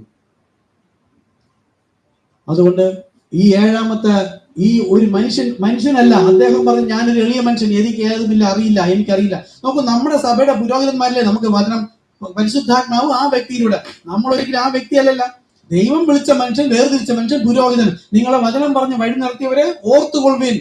അത് അവരെ സ്നേഹിക്കുകയും ബഹുമാനിക്കുകയും ചെയ്യുന്ന എന്താ? ക്രിസ്തു നിമിത്തം. ക്രിസ്തുവിൽ അതുപോലെ അബ്രഹാമിന്റെ അനുഗ്രഹം ജാതികൾക്ക് വരുന്നതും ക്രിസ്തേശുവിൽ. അതായത് ആ ക്രൂശീകരണം, പാപ സംബന്ധമായി മരിച്ച് അടക്കി ഉയർത്തെഴുന്നേൽക്കുന്ന ആ യേശു ക്രിസ്തുവിന്റെ പാപപരിഹാര യാഗത്തിലൂടെ അല്ലാതെ, അതായത് എന്നിലൂടെ അല്ലാതെ ആർക്കും, ഈ പാപപരിഹാര മാർഗത്തിലൂടെ അല്ലാതെ ആർക്കും ദൈവരാജ്യത്തിൽ കടക്കാൻ കഴിയുകയില്ല, പിതാവിന്റെ അടുത്ത് പോകാൻ കഴിയില്ല. അപ്പോൾ നമ്മൾ ഈ ഇടുക്കുവാതിലൂടെ കണ്ടെത്തി വന്നുവെങ്കിൽ കത്തോലിക്ക മുതൽ പെന്തക്കോസ്തുള്ള സഭകളിൽ ജനം ഓടിക്കൂടിയതുപോലെ ഇവിടെ വരില്ല. ഇപ്പൊ നോക്കൂ, യേശുനാമ സഭ, ഞാനത് പറയുന്നുണ്ട്, ബ്രദർ അവിടെ ഉള്ളതുകൊണ്ട് ഞാൻ പറയാണ്. യേശുനാമ സഭയിൽ ധാരാളം വിശ്വാസികളുണ്ട്, ഇഷ്ടം പോലെ ഉണ്ട്. ഈ വെളിപ്പാടുകളൊന്ന് ശക്തമായി സംസാരിച്ചു നോക്കും, അനേകം പേർ വിട്ടുപോകും. അവിടുത്തെ പുരോഹിതന്മാർ പലരും സമ്പത്തുള്ളവരെ ആശ്രയിച്ചാണ് നിൽക്കുന്നത്. അവരുടെ വീടുകളിൽ പോവുകയും അവരെ പൂഴ്ത്തി പറയും, അവരുടെ കാറിൽ യാത്ര ചെയ്യുകയും പറ്റുമെങ്കിൽ എന്തെങ്കിലും പൈസ വാങ്ങിക്കുകയും. ഇവിടെ അതൊന്നുമില്ല, അത് മുഴുവൻ കത്തിക്കാൻ വെച്ചിരിക്കുന്നതാ. അതിൽ പ്രിയപ്പെടുന്നുവെങ്കിൽ നിങ്ങൾ മരിക്കും നിശ്ചയം. ആത്മാവിനാൽ ജഡത്തിന്റെ പ്രവൃത്തികളെ മരിപ്പിക്കും, എങ്കിൽ നിങ്ങൾ ജീവിക്കും. അതുകൊണ്ട് കർത്താവിന്റെ വചനം പറയാൻ ലജ്ജിക്കരുത്. ഞാനിത് ലജ്ജയില്ലാതെ വിളിച്ചു പറയുന്നത് ഈ ഒരു ബെൻഷനിലൂടെയാണ്. ഇന്ന് ആ വിഷയം എടുക്കാതിരുന്നത്, ഞാനത് ഇപ്പം നിർത്തി ആ ബ്രദറിന് വേണ്ടി സംസാരിച്ച് ഇതിന്റെ ലിങ്ക് ഞാൻ അയച്ചു തരാം, മറ്റുള്ളവർക്ക് അയച്ചു പബ്ലിക്കേറ്ററിൽ നിന്ന് കൊടുക്കാം. ഇപ്പം പബ്ലിക്കേറ്റർ അല്ല കൊടുത്തിരിക്കുന്നത്. അപ്പം അന്ത്യനാളിൽ ദൈവത്തിന്റെ വചനമെല്ലാം വിളിച്ചു പറയുന്നു. ദൈവം പറഞ്ഞ പ്രകാരം അതിന്റെ നമ്മൾ മെസ്സേജ് നമ്മൾ എടുത്തോ, സെഖര്യാ 14:7, സന്ധ്യാസമയത്തോ വെളിച്ചമാകും. സന്ധ്യ എന്ന് പറഞ്ഞാൽ എന്താണ്? 4 കുതിരപ്പുറത്ത് വന്ന വെള്ള, ചുവപ്പ്, കറുപ്പ്, ഈ 4 കുതിരപ്പുറത്ത് വന്ന മൃഗം ശക്തി സാത്താൻ. അതിന്റെ പുറത്തിരുന്ന മനുഷ്യൻ എന്താണ്? ജ്ഞാനം. ആ പിശാച് ഒരു മനുഷ്യനെ ഉപയോഗിച്ച് സംഘടനാ സഭയിൽ ഇരുന്നു കൊണ്ടാണ് പറഞ്ഞത്, ഈ നാമം അശേഷം ഉണ്ടരുത്, ആരോട് ഉപദേശിച്ച് അവൻ ബുദ്ധി എന്നാ പറഞ്ഞത്. ആ മനുഷ്യൻ തന്നെയാണിത്. ഓരോ കളർ മാറി മാറി അവസാനം വരുന്നത് ഏതാണ് ശരി ഏതാണ് തെറ്റെന്നാണ് അറിയാത്ത തരത്തിൽ ഇപ്പോഴാണ് ഈ നമ്മൾ ഇരിക്കുന്ന ലവോദിക്ക സഭാകാലമാണ് സന്ധ്യാസമയം. കളറിന്റെ നിറം മാത്രമല്ല, സന്ധ്യയായി. സന്ധ്യ എന്താണ്? അടുത്ത് നേരം പുലരാൻ പോവുകയാണ്. യേശു ക്രിസ്തു മുഖാമുഖം, അതായത് നമ്മൾ പാടിയത്, സത്യശുദ്ധ പാതയിൽ നടന്നു വന്ന ശുദ്ധന്മാർ, വീണ്ടെടുക്കപ്പെട്ട സർവ്വ ദൈവമക്കളും. എല്ലാവരുമല്ല, ഈ സഭയിൽ ഇരിക്കുന്ന എല്ലാവരുമല്ല, അവർ പോലും അറിയാതെയാണ് പാടുന്നത്. ദൈവമക്കൾ ആരാ? ആത്മാവ് വഴി നടത്തുന്നവൻ. അതാ ഞാൻ പലപ്പോഴും പറഞ്ഞു, യേശു നാമ സഭ പറയുന്ന തെറ്റ് പറയുന്നല്ല, അവരെയും ആത്മാവാണ് വഴി നടത്തുന്നതെങ്കിൽ ഇത്രയും കാലം തെറ്റ് പഠിപ്പിച്ചിട്ട് എന്തുകൊണ്ട് ശരി പഠിപ്പിച്ചില്ല? അപ്പൊ സത്യശുദ്ധ പാത, അത് കർത്താവായ യേശു ക്രിസ്തു എന്ന നാമമാണ് പാത. ആ പാതയിൽ നടന്നു വന്ന വിശുദ്ധന്മാർ. അപ്പൊ അവരെ കുറിച്ച് സംസാരിക്കുന്നത്. അപ്പൊ ഈ സന്ധ്യാസമയം, അപ്പൊ പകലെപ്പോഴാണ്? രാവിലെ എപ്പോഴാണ്? ഉച്ച എപ്പോഴാണ്? ഉൽപ്പത്തി രാവിലെ സൂര്യനെ സൃഷ്ടിക്കുന്നു, എല്ലാത്തിനും സൃഷ്ടിച്ചു. അവിടെ സൂര്യോദയം രാവിലെ 6 ദിവസം കൊണ്ട് 6000 വർഷം കൊണ്ട് ദൈവം സകലതിനെ സൃഷ്ടിച്ചു. അവിടെ ഉൽപ്പത്തി രാവിലെ 4000 വർഷമായപ്പോൾ യേശു വന്നു, വെളിച്ചം. അപ്പോൾ രാവിലെ തൊട്ട് ഉച്ച വരെ, ഉച്ചയ്ക്ക് വന്നിട്ട് സുവിശേഷം അറിയിച്ചു. അത് കഴിഞ്ഞിട്ട് അപ്പോസ്തലന്മാരിലൂടെ പിന്നും വെളിച്ചം പ്രകാശിച്ചു. പക്ഷെ അത് മർമ്മമായിട്ടാണ് സംസാരിച്ചിരിക്കുന്നത്. അപ്പോഴേക്കും അപ്പോസ്തലന്മാരുടെ ഈ വെളിച്ചം വന്നപ്പോഴേക്ക് പിന്നെ കത്തോലിക്ക സഭ മുതൽ പിന്നെ ഇരുണ്ട യുഗമായി. അതായത് ദുരുപദേശം. ശരിയായ അപ്പോസ്തലന്മാരോട് പഠിപ്പിച്ച വെളിപ്പാടിനെ സംഘടനാ സഭ, കത്തോലിക്ക സഭ മുതൽ ഓരോ സഭയുടെയും ജ്ഞാനത്തിൽ ഈ കുതിരപ്പുറത്ത് വന്നവൻ ജ്ഞാനം, ബുദ്ധി, ഈ ബുദ്ധി ഉപദേശിച്ച പ്രകാരം എല്ലാവരും ബൈബിൾ കോളേജ് തുടങ്ങിയിട്ട് ഈ ഒന്നാമത്തെ കുതിര എപ്പോൾ വന്നു? ഒന്നാമത്തെ സഭാകാലത്തിലേ വന്നു. ലോകം അങ്ങനെയല്ല പഠിപ്പിക്കുന്നത്. ഞാൻ ബന്ധപ്പെട്ടപ്പം വെളിപ്പാട് പഠിപ്പിച്ചിട്ടുണ്ട്. 7ാമത്തെ ഈ മുദ്രകൾ എല്ലാം പൊട്ടിക്കുന്നത് അവസാനത്തെ മഹോദര കാലത്തുന്ന സാത്താനാണ് ബൈബിൾ കോളേജ് തുടങ്ങിയത്. സാത്താൻ അങ്ങനെ പഠിപ്പിച്ചാൽ ജനം ഇതൊന്നും അറിയില്ല. ഒന്നാമത്തെ കുതിരപ്പുറത്ത് വന്നവൻ, ഒന്നാമത്തെ സഭ, അപ്പോസ്തലന്മാരുടെ പരിശുദ്ധാത്മാവ് തുടങ്ങി ഈ സ്വർഗത്തിന് താഴെ മനുഷ്യരുടെ ഇടയിൽ രക്ഷ നൽകിയ ഏക നാമം എന്ന് പറഞ്ഞപ്പോൾ ആ നാമം നിഷേധിക്കാൻ പുറത്തു നിന്നൊരു അവിശ്വാസിയെ വിളിച്ച് സഭയിൽ കൊണ്ടുവന്ന് നമ്മളോട് പറഞ്ഞാൽ അവനെ നമ്മൾ അടിച്ചറക്കും. യേശു പറഞ്ഞു, പിശാചിന്റെ തന്ത്രം നിങ്ങൾ അറിയാത്തവരല്ലോ. ഈ കുതിരപ്പുറത്ത് കയറി, വെള്ള കുതിരപ്പുറത്ത് കണ്ടാൽ പുരോഹിത വർഗം, നല്ല വിശുഭ്ര വസ്ത്രധാരിയായിരിക്കുന്ന മഹാപുരോഹിതന്മാർ പണ്ഡിതന്മാരുടെ ഉള്ളിലേക്ക് ഈ വെളുത്ത വസ്ത്രധാരിയായ ഈ കുതിരപ്പുറത്തുനിന്ന് അവൻ വന്നിട്ട് പറഞ്ഞു, ഈ നാമം അശേഷം മിണ്ടരുത്, ആരോട് ഉപദേശിക്കരുത്. യേശു എന്ന നാമം അശേഷം മിണ്ടരുത്, ആരോട് ഉപദേശിക്കരുത്. കാര്യം എന്താ? ദൈവത്തിന്റെ നാമം യേശു എന്നാ. ദൈവം നേരിട്ട് സംസാരിച്ച വചനം അറിയാമോ? പൗലോസിനെ സന്ധിച്ചപ്പം അവൻ ചോദിച്ചത്, കർത്താവേ, അവൻ ആ യേശുവിനെ കർത്താവ് എന്ന് വിശ്വസിച്ചവനല്ല, അവൻ പഴയ നിയമത്തിലെ സൃഷ്ടി കർത്താവിനെ മാത്രം ദൈവമെന്ന് വിശ്വസിച്ചിട്ട് അവൻ അങ്ങനെ നടന്നപ്പോൾ അവൻ ഇത്രയും ഒരു വെളിച്ചം, ദൈവമേ ഇത്രയും പ്രകാശപ്പെട്ടു തരുവാൻ കഴിയുള്ളൂ. ആ വെളിച്ചം കണ്ടപ്പോൾ അവന്റെ ലോകപ്രകാരമുള്ള അന്നുള്ള പാണ്ഡിത്യമാണ് ആ ജഡത്തിന്റെ കണ്ണ് ദൈവം അന്ധനാക്കിയത്. അവൻ ചോദിച്ചു, കർത്താവേ നീ ആരാകുന്നു? പക്ഷെ ഇത് എന്താകുന്നു എന്നാണ് ചോദിക്കേണ്ടത്. ഇതെന്താ ഇങ്ങനെ? നമ്മൾ കാണില്ല, നമ്മുടെ ബന്ധുക്കൾ അല്ലെങ്കിൽ സഹോദരങ്ങളോ മക്കളോ ഭർത്താവ് ആരെങ്കിലും പെട്ടെന്ന് പേടിപ്പിക്കും, ഇതെന്താ ഇങ്ങനെ? അതുപോലെ ഈ വെളിച്ചം, ഇത്രയും ദൈവം വെളിച്ചം, ഇതെന്താ? നീ ഉപദ്രവിക്കുന്ന കർത്താവ് യേശു ക്രിസ്തു എന്നല്ല പറഞ്ഞത്, നീ ഉപദ്രവിക്കുന്ന യേശു, ദൈവത്തിന്റെ നാമമാണ് യേശു. അതാണ് അവിടെ പറഞ്ഞത്. ഇത് ജനത്തിന്റെ ഇടയിൽ അധികം പകരാതിരിക്കാൻ യാതൊരു മനുഷ്യനോട് ഈ നാമം ഉപദേശിക്കരുത്. യേശു എന്ന നാമം അശേഷം മിണ്ടരുത്. ഈ കർത്താവ് എന്നാ ക്രിസ്തു എന്നാ പറഞ്ഞ, പക്ഷെ യേശു എന്ന് പറഞ്ഞ ഭൂതം പേടിക്കും. നമ്മൾ ഈ ട്രാക്ട് കൊണ്ടുപോകുമ്പോ ഈ സംഘടനാ സഭയിലെ നമ്മളെ വിരോധിക്കുന്നതിന് യേശു ക്രിസ്തു നാമം കേൾക്കുമ്പോ ഇവരെ ഉള്ളിലെ ഭൂതം പുറത്ത് ചാടുകയാണ്.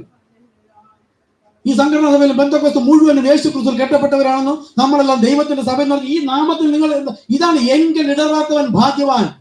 ഇമ്മാനുവൽ എന്ന് പറഞ്ഞെങ്കിൽ ഇടറില്ലായിരുന്നു. ആ യേശു ക്രിസ്തു നാമം വന്നവനെ വിളിച്ചു. അതാണ് തടങ്കൽ പാറ. ഈ തടങ്കൽ പാറയിൽ അവർ തട്ടി വീഴുകയാണ്. എങ്കിൽ ഇടറുന്നവനാണ് സകലവരും, ഇതിൽ ഇടറാത്തവരാ എളിയമായ നമ്മൾ കർത്താവ് വെളിപ്പെടുത്തി തന്നത് കൊണ്ടാ. അപ്പോൾ ഒരു ലജ്ജയുമില്ലാതെ പറയുക, കർത്താവ് നമുക്ക് വെളിപ്പെടുത്തുന്ന കാര്യങ്ങളാണ് നമ്മൾ ഇവിടുത്തെ പഠിപ്പിച്ചത്. അത് തന്നെ നമ്മൾ കൂടുതൽ പഠിക്കാൻ ശ്രമിക്കാം. സന്ധ്യാസമയം എന്ന് പറയുമ്പോൾ ഈ 3 കുതിരപ്പുറത്ത് വന്നതിനും ഉച്ച യേശു ക്രിസ്തു വന്നു. സന്ധ്യ എന്ന് പറഞ്ഞത് അടുത്ത സന്ധ്യാസമയമായി. ഇനി സന്ധ്യ കഴിഞ്ഞാൽ എന്താണ്? പ്രഭാതം, കർത്താവിന്റെ വരവിൽ. അന്ന് നമ്മൾ അവനുമായി മുഖാമുഖം സന്ധിക്കും. ഇന്ന് ലോകത്തിന്റെ ഇപ്പൊ സന്ധ്യ പടിഞ്ഞാറ്, രാവിലെ മുതൽ ഉച്ച കഴിഞ്ഞു സന്ധ്യയായി. അടുത്ത് ഇരുളിലേക്ക്. ഇപ്പൊ ഇരുളിലാണ്. സന്ധ്യ തുടങ്ങി എത്ര വർഷമായി? 1906 സന്ധ്യ തുടങ്ങി. 1906 മുതൽ ഇപ്പൊ എവിടെയായി? 2025 ഏകദേശം 120 വർഷം ആവാൻ പോകുന്നു. 120 വർഷം കൊണ്ട് സന്ധ്യ സന്ധ്യ സന്ധ്യ സന്ധ്യ.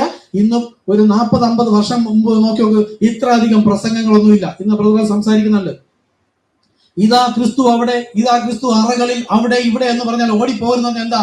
അന്ത്യനാളിലെ ലക്ഷണങ്ങൾ ചോദിച്ചപ്പോഴാണ് ഇത് പറഞ്ഞു വരുന്നത്. ഒരു 40-50 വർഷം മുമ്പ് ഇത്രയധികം കൺവെൻഷൻ ഇല്ലല്ല. അവിടെ വലിയ ഹാളിനകത്ത് AC ഉണ്ട്, അവിടെ അത്ഭുതം, അടയാളം, വീര്യം, പ്രവൃത്തി ഇവിടെ ഉണ്ട്. അവിടെ യേശു, ഇവിടെ യേശു. പോകരുത്. അവൻ കുണുക്കും കിളികളോടും കൂടെ നമ്മളെ വശീകരിച്ച് അവിടെ ഇടുകയാണ് സാത്താൻ. അവിടെ നിന്ന് ജീവന്റെ വചനം കേൾക്കാനായിട്ട് ഓടി പുറപ്പെട്ടു വരണം. അപ്പോൾ സന്ധ്യാസമയം എന്ന് പറയുന്നത് ഇത് ഏതാണ് ശരി? ഈ കത്തോലിക്ക മുതൽ പെന്തക്കോസ്തിലുള്ളവർ പഠിപ്പിക്കുന്നത്, പെന്തക്കോസ്തിന്റെ ഉപദേശം കത്തോലിക്കക്കാരുടെ തന്നെയാണ്. അവർ തലയിൽ തുണിയിടുന്നു, എവര് വിടുന്നു. പക്ഷെ ദൈവസഭയിൽ വേണ്ട. പച്ചയ്ക്ക് എവരാണ് ചോദിച്ചിരിക്കുന്നത്? ആ സഭയിൽ ഇല്ലായിരുന്നു. കർത്താവിലേക്ക് തിരിഞ്ഞവരാ, ക്രിസ്തു ആയവരാ. ദൈവത്തിന്റെ തേജസ് കണ്ണാടി പോലെ പ്രതിബിംബിക്കേണ്ടതിന് വേണ്ട എന്ന് പറഞ്ഞിരിക്കുന്നത്. അത് ശരി, പരിശുദ്ധാത്മാവെന്ന് പറയുന്ന ഈ ജനത്തിന് പറയുമ്പോൾ തന്നെ അവന് ശത്രുത വരുന്നെങ്കിൽ അവന്റെ ഉള്ളിലിരിക്കുന്ന ആത്മാവ് തെറ്റാണ്. അവളെ വിട്ട് പോരുകയും. അപ്പോൾ ഈ സന്ധ്യാസമിതി ഒരു എളിയ മനുഷ്യനിലൂടെയാണ് ദൈവം സകല മർമ്മങ്ങൾ തുറന്നു കഴിഞ്ഞു. അത് ലജ്ജയില്ലാതെ നമ്മളത് വിശ്വസിക്കാം. ബൈബിൾ വയ്ക്കണം. ബൈബിൾ കൂടെയാണ് ബുക്ക് നോക്കി വായിക്കേണ്ടത്. അത് മനസ്സിലാക്കുക. കർത്താവ് നമ്മെ സഹായിക്കട്ടെ.